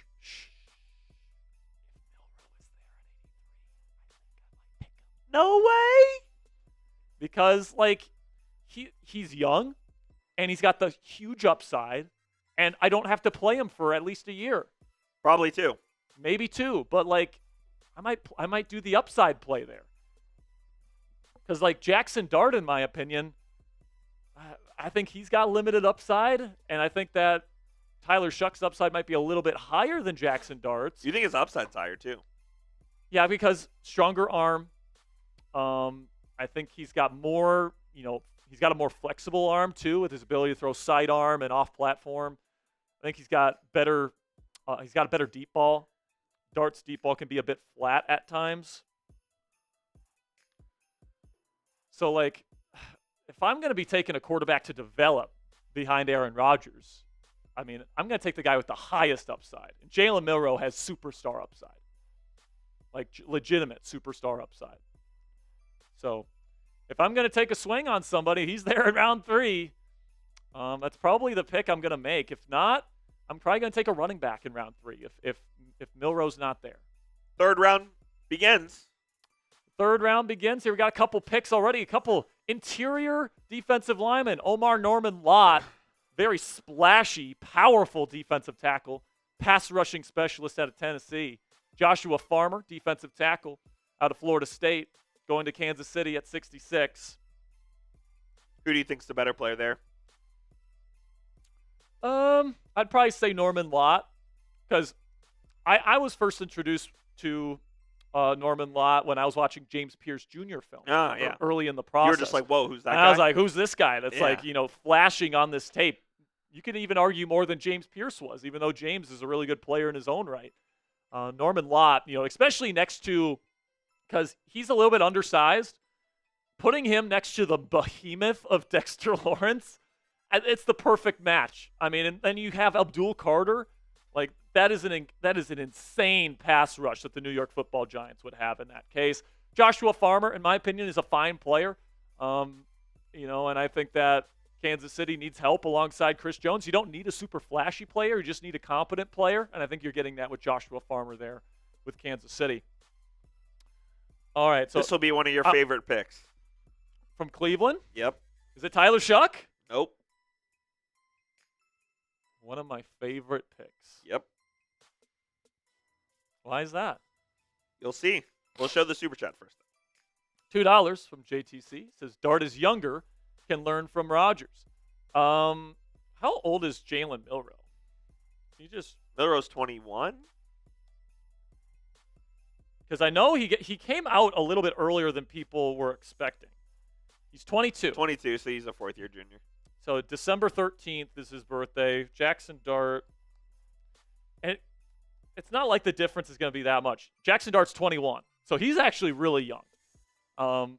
So listen, man, it's a 1-year difference. It doesn't really matter to me, if I'm being completely honest with you. 22 years old is not an old quarterback. I do think the age thing with Tyler Shuck is a little bit overrated because, especially at QB, you can play well into your 30s. Yeah, I think that the way that the age thing kind of plays a part is that he gets a shorter time frame to prove himself. Sure. If you're 21 or 22 and you draft a guy relatively early, you can give him 2 to 3 years to develop. If you're 26, you better do it. If you're 26, you better be fucking good immediately. So here's the pick for Cleveland. From Cleveland, Benjamin Morrison out of Notre Dame. Good pick from Petey here. Now, it's confusing to me because they already have Martin Emerson. They have Greg Newsome. They have Denzel Ward. And now you add Travis Hunter. And now you have Benjamin Morrison. You got 5 players that probably are expecting to be starters this year. Well, maybe you're banking on Travis Hunter not playing all of the snaps. I mean, maybe, but try telling Travis that. Yeah. He's convinced he's going to play both ways in the league. And, you can't tell him otherwise is what I think is the exact quote. So, I love the player. I'm not sure if it makes a whole lot of sense if you draft Travis Hunter. Then Raiders take Carson Schlesinger. They need linebacker help bad. This is a great pick from Mitchell Renz in the Raiders report right there. Great pick. The Titans waived Nicholas Petit-Frere. He fucking stinks. Is he bad? Dude, his PFF grades, look him up right now. So they're like in the 40s. They are so bad. Listen, man. Jackson. Oh. And here it is. And, of course, it's this number pick. 69. All right, we got a very fun pick to break down here. Just a second. I got to say, I like this pick a lot. And I'm liking what Patriots Today host Allie Barefoot's putting together here. Oh, my God. His PFF grades are so bad. I know. It's all red. It's all red. So bad. By the way, guys, these next 2 picks here. Cam Scatabo coming off the board to the New England Patriots at number 69. And then Xavier Restrepo, receiver out of Miami, the super slow receiver. he made kind of like an excuse. He was like, oh, I injured myself in warm-ups or whatever the excuse was, and then he still ran his 40, and it was like, what was it, 4.9? Yeah. Something like that. It was something bad. crazy slow. But he's a good football player on tape, man. Like, shifty as hell, great foot speed. I don't think he's going to be a special player, but I think – Is he a slot? Yeah, no question. Not fast enough to play on the outside. Slot only. But Brian Thomas Jr. is outside threat there in Jacksonville. But I don't really love this pick for Jacksonville, honestly, because you have Christian Kirk who plays the slot. So really bad pick for Jacksonville, in my opinion. Again, that's a simulated pick. But the Pittsburgh Steelers are coming up here, ladies and gentlemen, at number 83. And we know who we're going with. We have Jalen Milroe's name on the card. No way. And if he's there, I think I'm going to take You're him. taking Milroe over Shuck. Yeah. After all of your That will be the shock of this after draft. all of your D-riding on Shuck. That will be the No shock way. of the draft. If Shuck and Milroe are still there and I take Milroe. Because listen, man, if you're looking for a starter right away, I would 100% take Shuck. I'd take Shuck over Sanders and Dart. I think that Shuck is, outside of Cam Ward, the most ready to start in an NFL game right now if the Steelers need somebody to play for them. But it sounds like Aaron Rodgers has already made his decision to play for the Steelers. It's just a matter of finalizing some personal issues, and then he's going to sign on the dotted line. So in that case, you're looking for a developmental guy. And if I'm going to look for a developmental guy, I'm looking for somebody that has the highest upside. And to me, that is Jalen Milroe. Because the last thing I want is for Rodgers to be here 1 or 2 years and Shuck is sitting behind him. And, if he's the heir apparent, he's starting his first NFL game at 28. 27. I think he turns. No, it would be 28 because he turns 26 in September. So that means You're saying if he 2 says- Septembers. Yeah, If Rodgers plays 2 years here, Yeah. he'd be 28. So, if he's going to play right away, I'm all for taking Shuck. If he's not going to play right away, I'm getting Milroe. All right. Cramping Jalen up a bit. Royals, speaking of slot receivers, a little bit of a slot receiver kind of Never trust an run Aggie. here. Can we go back to pick 57? I want to fill out my Yep. my tracker here. So Carolina at 57. Who they take?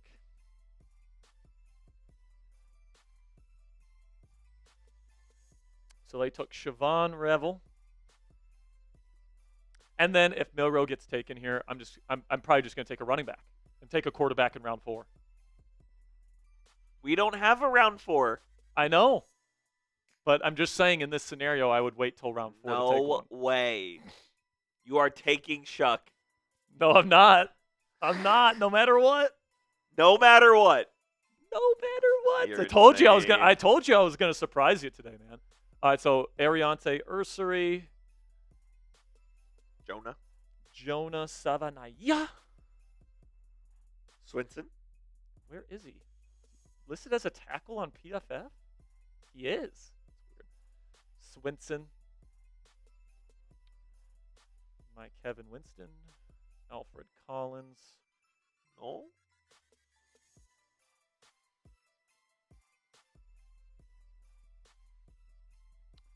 Then you got Jalen Knoll. Then you have Anthony Belton, who I think is listed as a tackle. Then Omar. Oh, great pick, Graham. DT. Joshua Farmer. LOL. Joshua Farmer's listed as the 138th ranked prospect, and Tyler Jones took him at 66. Could have got him in round 4, Teach. Benjamin Morrison, probably just BPA right there. Carson Schlesinger out of UCLA. Cam Scatteraboo out of Arizona State. That's still an electric pick. I'm kind of liking what the Patriots are doing. Cam Scatteraboo, Trey Harris, and Will Campbell. That's a fun It's a new great offense. draft for fun. That is a fun offense right there, man. Jalen Royals at wide receiver. Ooh, and then you got Andrew Makuba. I love Makuba, man. Makuba's so fun. He's going to play in the slot or free safety. Probably play safety for them, right? And then the Jets take Azarie. Have fun with him. And then you have San Francisco, and then you have Princely Umanmielen out of Carolina. Shoot, I was kind of hoping he would fall to the Commanders in round 4. But like, for the Commanders people still watching right now, like, you got some really good pass rushers still available that they could consider in round 4. Oluwafemi Oladejo is still here. Josiah Stewart is still here. You've still got David Walker out of Central Arkansas, who I love. Quay Robinson out of Alabama, who I think could be really good. Like, there's still some really good edge rushers that they would probably take in round 4 at that point. So right now, come on now, Chip. Come on now, Chip. Oh, 2-minute break. Oh, 2-minute break. What'd you do today, Walker? I threw Grandpa Chip's war medals off the bridge. I threw Grandpa Chip's war medals off a bridge. Unbelievable scene, by the way. Unbelievable. Talk about your iconic comedy scenes. That one's got to be right up there, man. Right Talladega up there. Nights. With the bountiful feast of KFC chicken and the always delicious Taco Bell. Taco Bell. As our friends call you down south. Jesus. God, what a movie, man.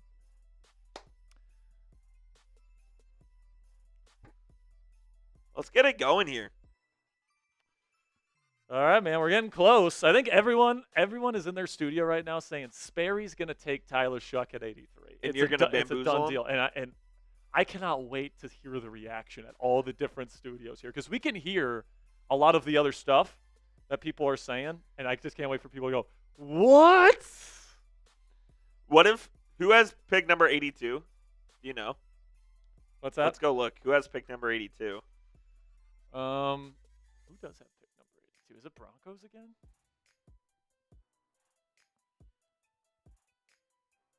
Here are the picks before the Steelers. You have Colts, Bengals, and Seahawks. Could Tyler Shuck be taken by any of these teams? Well, I'm not taking Shuck. No, I'm saying could they be taken no, before you? Not really. Maybe Colts, but nah. Especially because I'm pretty sure we're using a PFF simulator, and they have him ranked as like a 6th-round pick. Like, Trevor Sikkema, who puts this big board together, is not very high on Tyler Shuck. So I actually don't expect him to be taken in this entire mock. I don't. So Princely Umanmielen, we talked about earlier, when they made the Mason Graham pick that they need edge rusher help. I think Umanmielen can help them out.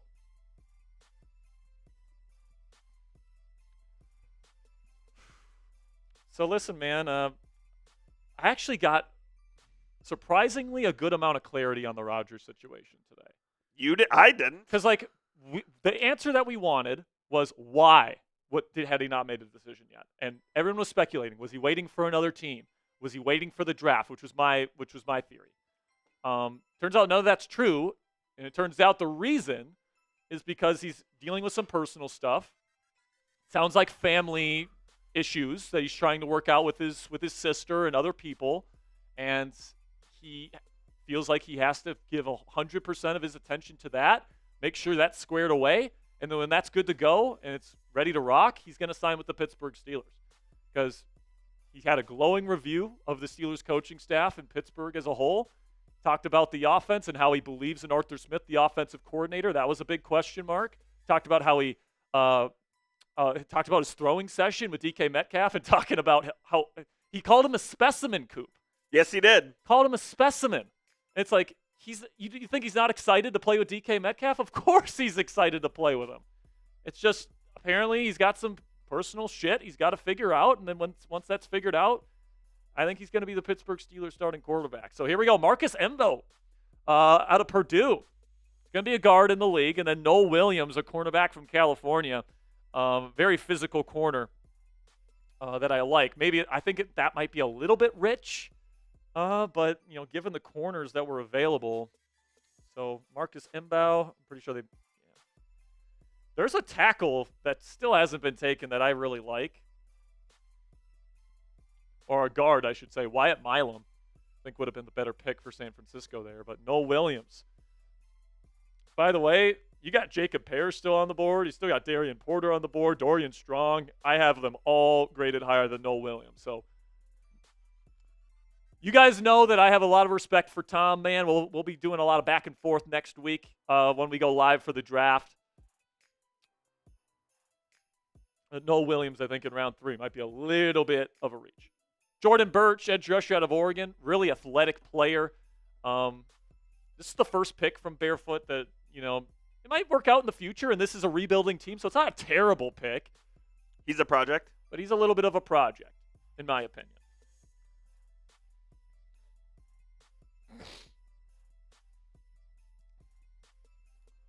So don't hate that pick. We got a $5 super chat from my man, Robert Locke. Bobby Locke. My man. By the way, I think I actually had a whole Steelers video scripted that we were going to film this afternoon. Scrap. I think we're scrapping it to talk Rodgers takeaways. We have to, right? Absolutely. And then we'll probably just film this one tomorrow morning, the one that I already scripted. Robert Locke says, Aaron Rodgers just trying to make sure we don't draft a play-ready quarterback.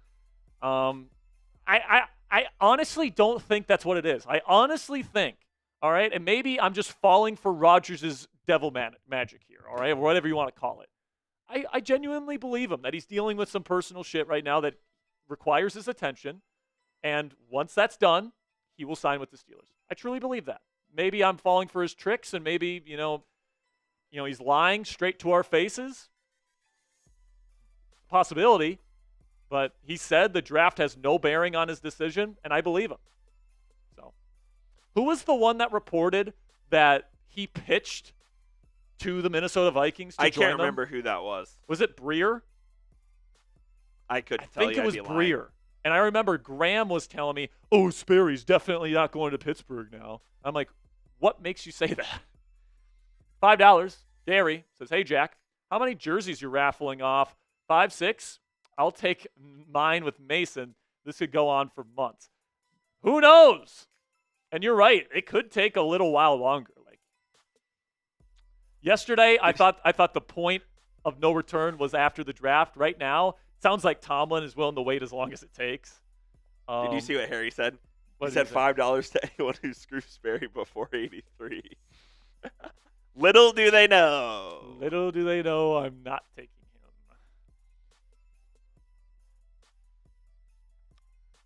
All right, so who'd they take? Jordan Birch? Jackson Dart off the board. Jackson Dart finally coming off the board here. So Jordan Birch. Where'd he go? Birch went to the Pats. Well, yeah, but this last pick. Dart? Cardinals? Yep. That's a weird pick, man. They need a backup. No, they don't. They got Jacoby. Well, yeah. That's just the classic simulated pick where Dart's like the highest player and they just take the best player on the board. So Dart's off the board. So unfortunate. So for the people that wanted me to take Dart at 83, it's not a possibility. Dude, there are still some good players on the board right now. Demetrius Knight, Oluwafemi Oladejo, RJ Harvey, Josiah Stewart, CJ West. A lot of good players still on the board. Dude, I cannot wait. I literally cannot wait to send shockwaves through the Chat Sports offices here. I think you should pick him. Milrow? Nope. I'm not taking Chuck. Is it just because everyone... Are you just trying to zag? Or you would actually do this? I would do this. Okay. Because if I'm taking Chuck, I'm playing him. I'm drafting him to start. And if I'm expecting Rodgers to be with the Steelers, which I do, I'd rather get somebody that can legitimately have superstar level trajectory. I don't think Chuck is going to be a superstar in the league. Fair enough. I have a round 2 grade on him. I think that he could be a legitimate starter in the league. It's a very real possibility for him. I am a Tyler Shutt guy. He is my number 2 quarterback in this class. But there's a legitimate possibility that if the Steelers take him, he's not starting a game until he's 28. Because Aaron Rodgers might play 1, and he might even play 2 years. What if he plays 0? Well, you draft Kirk or you trade for Kirk Cousins. He sucks. I understand, but the Steelers are trying to win now, and you can't start a rookie if you're trying to win now. I might rather start a rookie than Kirk Cousins. Well, that's fine, but the Steelers wouldn't. I'm just telling you. I'm just telling you. Steelers would not do that. The Steelers would rather start the season with Kirk Cousins as their starter than probably draft a quarterback to start. Jack Sawyer saw this one coming a mile away from Stone, our Bengals host. Cincinnati guy, went to Ohio State, national champion. Bengals fans will be happy about that, getting another trench player. So JTC, well, actually, we got a couple of super chats that we need to get to here momentarily. We are getting close. I would. Here's the thing, though. I really hope he doesn't take Shuck here. He might, just to fuck with me. Because then you can say you weren't taking it, but no one will believe you. Yeah, but no one will believe me. Yeah. I mean, we can show them the tape of me saying on the show that I'm taking Milrow. But Bob Locke, $2. My man says GTA 6 before Rodgers' decision. Listen, man, I legitimately have no idea when the decision is going to come down, but today gave me some clarity that I think it's going to be the Steelers. I'm not completely ruling out retirement. I don't think Rodgers is ruling out retirement, but it sounds like, all the consideration and the conversations have been had, and there's only one option, and it's the Steelers. It seems like he feels like it's a good option. It's just a matter of, before he makes that commitment, and he understands how big a commitment it is, he wants to make sure the personal shit that he's dealing with right now is squared away before he signs on. $5 from Gary Frank says, "Hey Jack." Oh, this is. Yep. But to answer Gary's question, we're giving away who knows how many more jerseys, depending on how many more scoops we get on Rodgers. So we'll see. JTC says, Harmon over Grant and Nolan? No way that's happening. Well, I'll tell you guys this right now. Derek Harmon was the only one to get a top 30 visit. True. No Kenneth Grant, no Walter Nolan draft visits. That's important for the Steelers, guys. When was the last time they took a player in the first round without a top 30 visit? It's been a long time, man. Been a long time. And, I think Harmon's their guy if they take a DT in round one. Now, I actually think you should be keeping your eye on Omarion Hampton and Travion Henderson in round one because I think that they like those running backs. And wow. I think that could be the pick because if the Steelers are continuing to try to, send a pitch to Rodgers to sign on, I mean, getting another offensive weapon can only help. All right, we are on the clock. Number 82, Tez Johnson. Tez Johnson off the board. You need to wait until the last possible second and then send it in.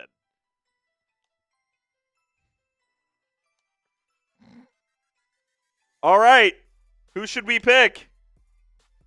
Let us know. Let us know. You gotta wait. Is he talking about Tez Johnson? Yeah. I mean, Tez Johnson is tiny, man. He's so small. So I know who I'm picking here. This running back class is deep enough where I feel good about getting the running back that I want or a running back that fits with what the Steelers want in round 4. Obviously, this is just a 3-round mock, so we're not going to be taking a running back here. But Harrison says, I have Steelers up as we speak. Hello, Harrison. Hello, Harry. We're just going to, we're going to make people, we're going to, we're going to juice it a little bit here. All right. Send it in.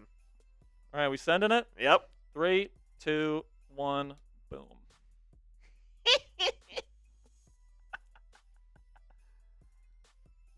With the 83rd pick in the 2025 NFL Draft, the Pittsburgh Steelers select Jalen Milrow, QB, Alabama. Yeah, man. Milrow. Oh, my goodness. The reaction from everybody here at Chat Sports is going That's crazy. So good. Listen, man, I have Shuck rated higher on my board as an overall prospect, but plain and simply, I think Aaron Rodgers is signing on to be a Pittsburgh Steeler, and if he's going to play here 1 or even 2 years, you're looking at Tyler Shuck being 27 You're getting flamed. or 28 in the big board right now. And good. Listen, man, all these people right now. They're saying because you have Milrow ranked lower that you have no backbone.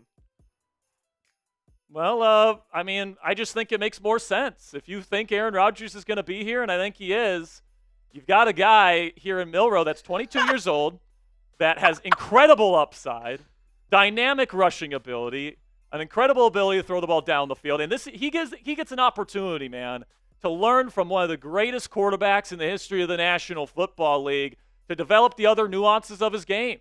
And, it's going to take some work, and it is a little bit of a risk here. But, I mean, the Pittsburgh Steelers are never drafting high enough to take a legit blue-chip quarterback prospect. This guy can legitimately become a superstar quarterback in this league with the proper development. And with Aaron Rodgers and Mason Rudolph on the roster, this guy can sit. He can learn from one of the all-time NFL greats. And when Rodgers eventually says goodbye, Cam Hayward retires, and the Jalen Milroe era in Pittsburgh can begin, hopefully he can be the answer for the next 10, 15 years for the Pittsburgh Steelers at the position. So even though I have Tyler Shuck rated above Jalen Milroe on my big board, it makes more sense with Aaron Rodgers coming to Pittsburgh, most likely, for them to take Milroe. So I just set off a bomb here at Chat Sports Studios, and I can't wait to discuss it with everybody here at Chat Sports after this stream is over. Are people booing me because I drafted Milroe? They're saying you didn't stand on business. I mean, I think I did.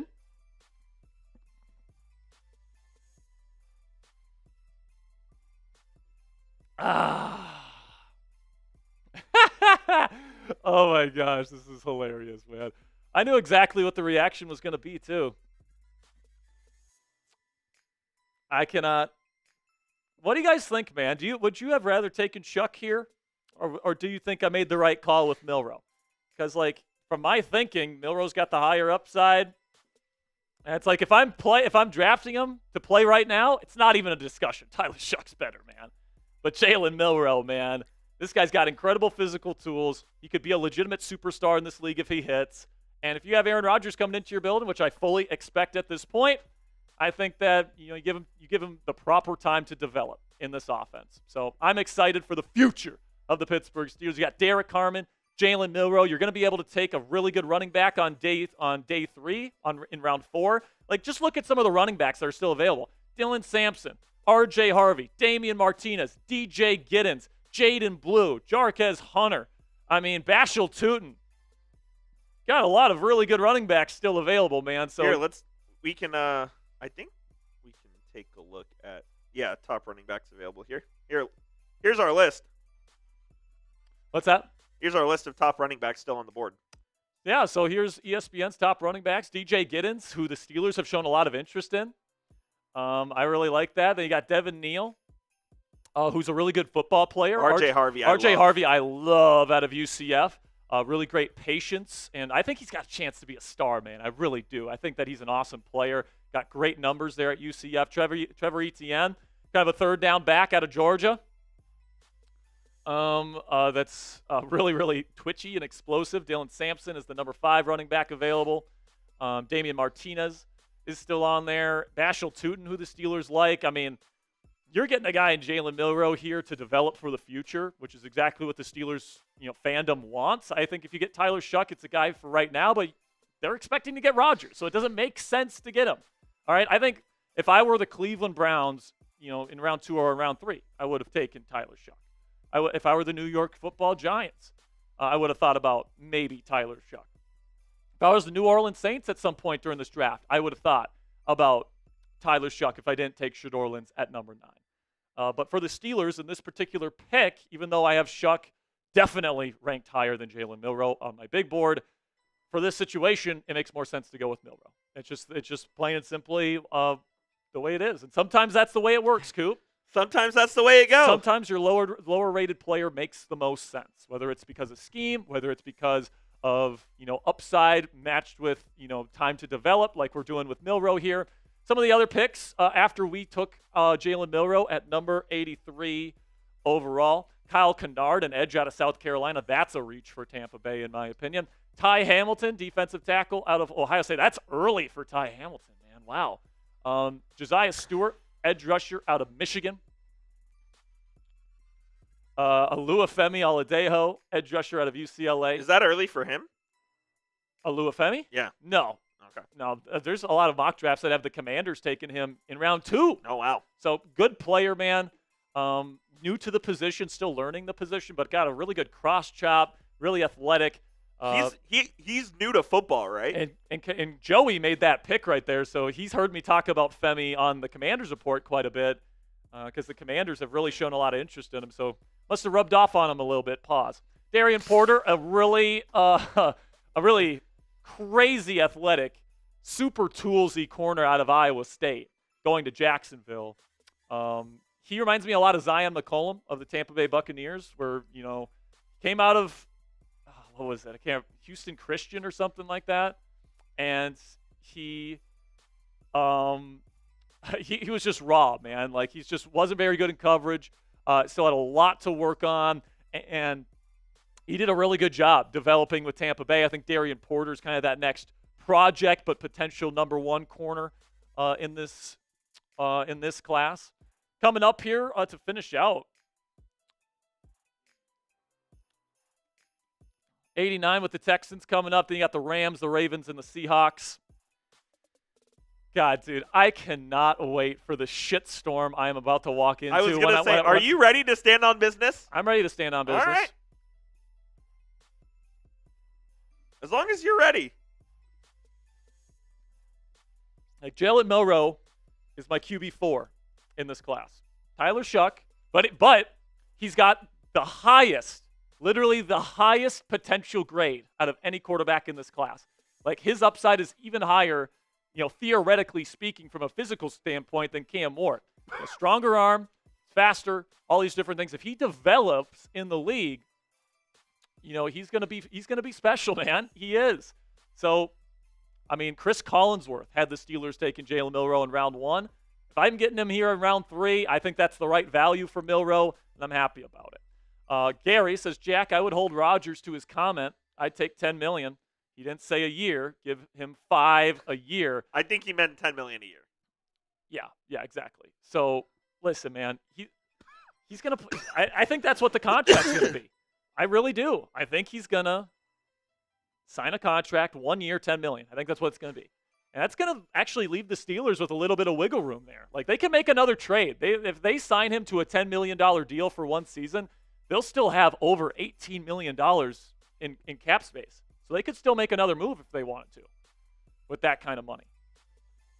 So for all the people that said, oh, Rodgers is holding up free agency because it's going to be a big contract. Well, that turned out to be a whole lot of bullshit because, if he signed on the first day of free agency. Way. But, yes! I love it! Woo! And it doesn't make, because this is another situation where a 26-year-old Shuck will have to sit 2 years behind Matthew Stafford. But as his backup quarterback, I think it's a really good backup option. I fucking love it, Jackson. I love it. Woo! Terrence Ferguson, tight end out of Oregon, goes to Houston. Okay player, whatever. Tyler Shuck. My guy. This is a steal for the Los Angeles Rams, by the way. Just saying. It is. You should have picked him. You are about to. Why? You are about to go. Why does it make sense for Pittsburgh you are about to to sign go him? into Dante's Inferno out there. Good. I still made the right choice.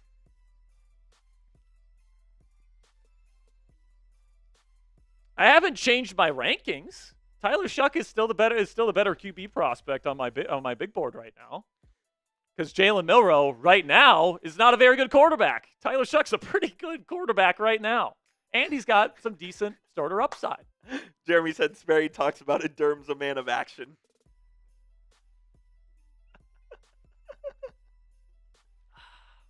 Oh, man. Ultimate smokescreen. Oh, ultimate smokescreen, baby. I was telling everybody at the office I was going to take Shuck at 21. I was going around saying, I'm taking Shuck at 21. Oh, my goodness. Listen, man, number 90th overall pick. Los Angeles Rams getting a damn good player at the 90th pick for sure, man. Absolutely. Number 91.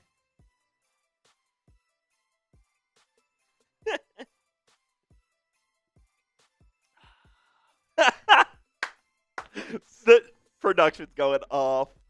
So production is going off right now. And I knew it would, man.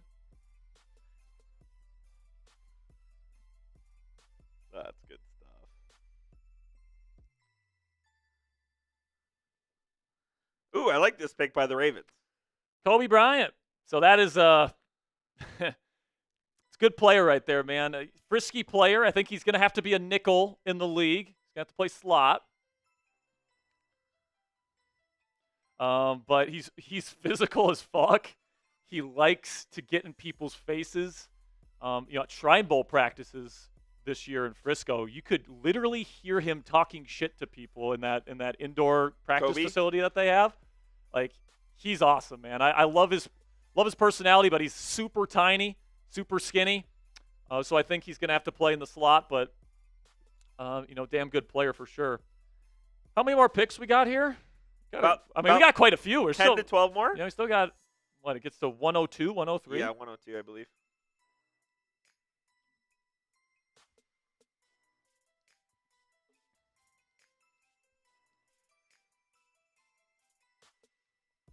God, Tyler dude, Jones. this is going to be an all-time. Dude, just you are going to have to be deflecting left and right. I mean, it's just a simple answer. You got Aaron Rodgers for the short term. What if you don't? Then you trade it for Kirk Cousins. This is what I've been telling you. Man. The Steelers are going to have a veteran quarterback as their starting quarterback next year. They're trying to win now. I think if they take a quarterback to play now, it would be Tyler Shuck. It would be Shuck. And that would make the most sense. But I'm not taking a quarterback to play now. I'm taking a quarterback to play 2-3 years from now. Would you rather Tyler Shuck or Kirk Cousins? I think the Steelers would rather have Kirk, but I think by the end of the season, Shuck would play. Interesting. But still, if you have Kirk, you play him for a year. If it doesn't work out. Oh, my goodness, man. Quincy Riley, cornerback out of Louisville, going to Tyler Jones and the Seattle Seahawks. Oh, my goodness, man. It's funny, though, because I told you, I whispered, I said, I think I'm going to take Milroe. 15 minutes before we made the pick, and I knew there was like that 15-minute buildup where we just knew it was going to happen. Savion Williams, another offensive player for the New Orleans Trace Saints. has blatant disregard for the defensive side of the ball. Yeah. Number 93, wide receiver, TCU. Could play a little back, right? Yeah, man. He can play a little quarterback. He can be like the put Taysom Hill and Savion Williams on the field at the same time. You have no idea who's snapping the fucking ball. He was a quarterback in high school. Ran a lot of Wildcat quarterback at TCU. Oh, I didn't know he was a QB in high school. Yeah, and he's not a really good route runner, but he's incredible with the ball in his hands. And I think Triz is taking him because he's just a fun, dynamic weapon chess piece to use on defense.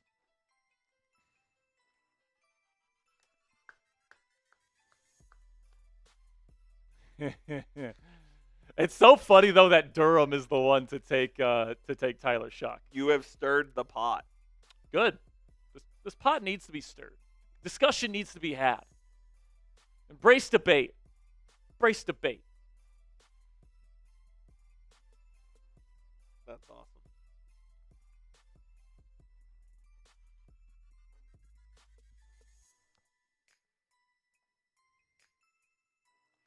Kyle McCord going to the Browns. Kyle McCord, number 94. Keep your eye on McCord to go sometime in round 3, by the way. Honestly, this is somebody where, like, if Milroe gets taken, and if Shuck is taken by the 3rd round pick, I could definitely see the Steelers take McCord in round 3. I would personally rather get him in round 4, but I've heard the Steelers really like him. As a round 3 type of prospect. So he ends up going to the Browns in our mock here. Which honestly isn't a bad pick for them. McCord is kind of one of the more, I would say, more pro-ready quarterbacks in this class, even though he's got an interception issue. I was going to say he turns it over too much. But he thinks his pre-snap processor is pretty darn good. He just needs to do a better job confirming with his eyes post-snap.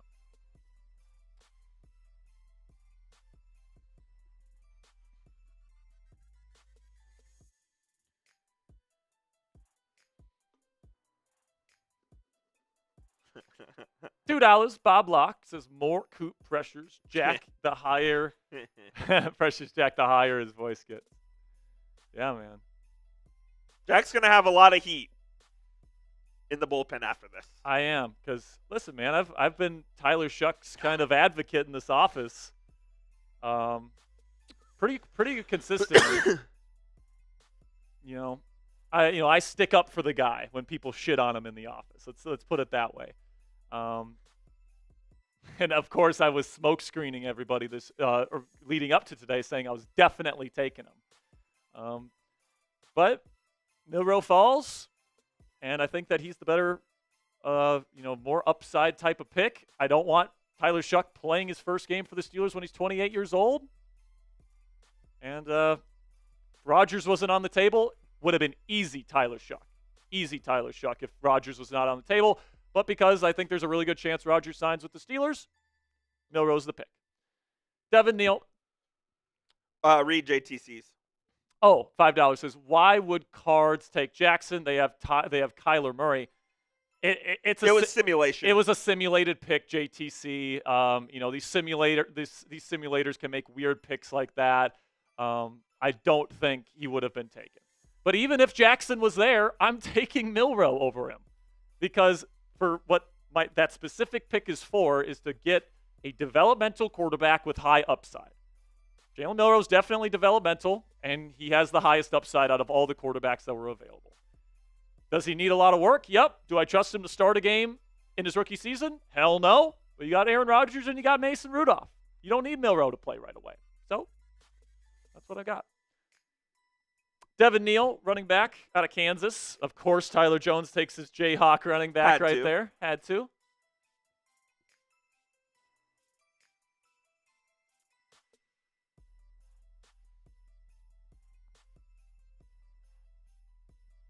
And now we got Jake Chipper on. Good pick by Jake Chipper right here, guys. We got the pick is in. Number 96 for the Eagles. We are almost finished up here on Steelers Talk. We'll have a video later this afternoon. We will have a video up later on both of these channels. If you're still watching us on the Commander's Report, thank you so much for watching. And if you're watching us on Steelers, you've been watching since the McAfee-Rodgers interview. Thank you guys so much for sticking with us here throughout this mock draft. It's been a lot of fun, all right? I enjoyed stirring the pot for sure today. You did. You did a good job of it. I'm pretty happy with my pick. I am. That's good shit. But and I am looking forward to this conversation we are about to have. Jacob Parrish, really good player out of Kansas State. Really like how physical he is. Good tackler. Just really, really steady. And he can play in the nickel right away. Now, he's probably going to play actually more outside for Philly if he plays. Vernon Broughton, good pass rusher out of Texas here. More of a run defender, is he not? Got it. Nah, not really.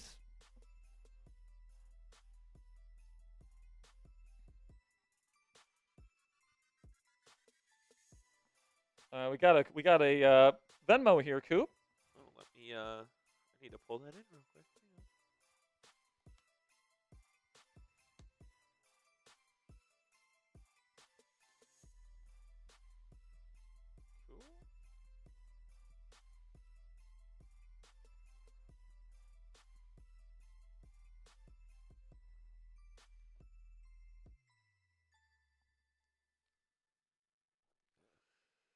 All right. So Vikings get some help on the interior of the D-line to help out Jonathan Allen and Javon Hargrave, two kind of aging guys. Brian Ruiz coming in with a $2 Venmo. Appreciate you, Brian. Appreciate you, Brian. This question for both Jack and Coop. Are you guys more defensively or offensively minded, would you say? I'm definitely offensive minded. I love offense. Because, listen, I appreciate good defense. All right, as a Steelers fan, Steel Curtain, all the different stuff, just traditionally great defenses in Pittsburgh. That is something that, I love, but it's an offensive league. And, I think, this is one of my biggest gripes with Mike Tomlin is he doesn't prioritize offense enough. All right, like they spend a lot of money on the defensive side of the ball. They're the leading. By the way, Shamar Turner goes to the Miami Dolphins at number 98. What was I saying? Offensive-minded. Yeah, that's one of my gripes with Mike Tomlin, is that he's not offensive-minded in an offensive league. And, you don't spend any money on offense. You spend all your money on defense. Now, that has started to shift a little bit. They went out and got DK Metcalf. They're pursuing Aaron Rodgers. It seems like there is kind of a nod, wink type of deal with Aaron Rodgers that he's eventually going to sign with the Steelers here.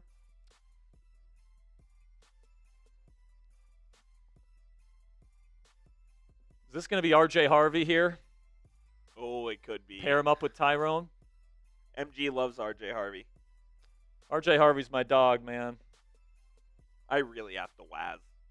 What's up? I really have to waz. Yeah? Yep.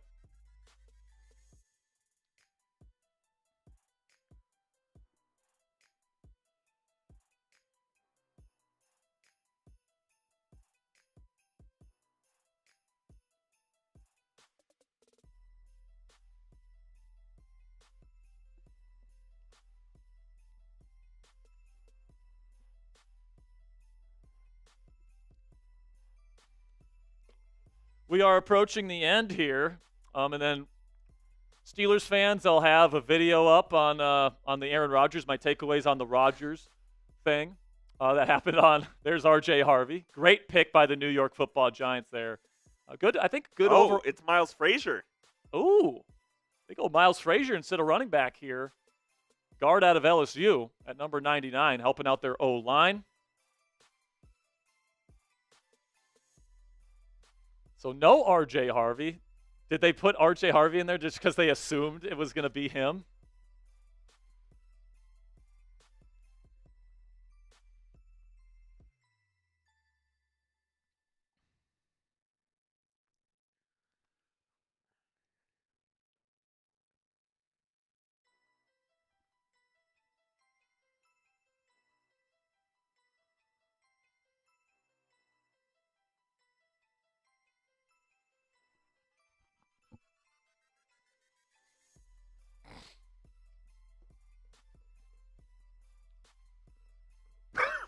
Couple more picks. Couple more super chats.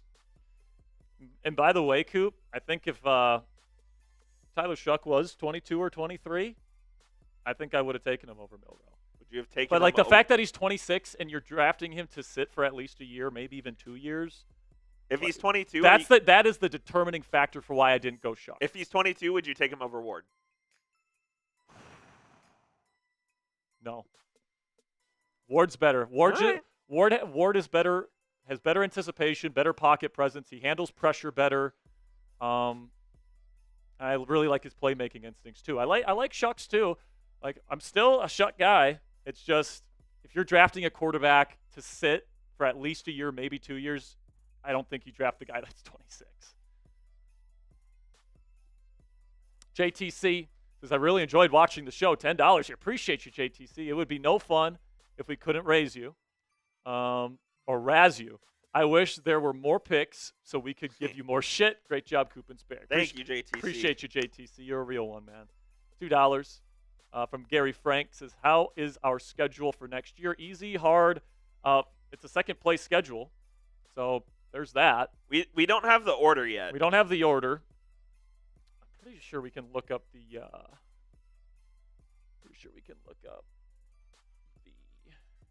opponents.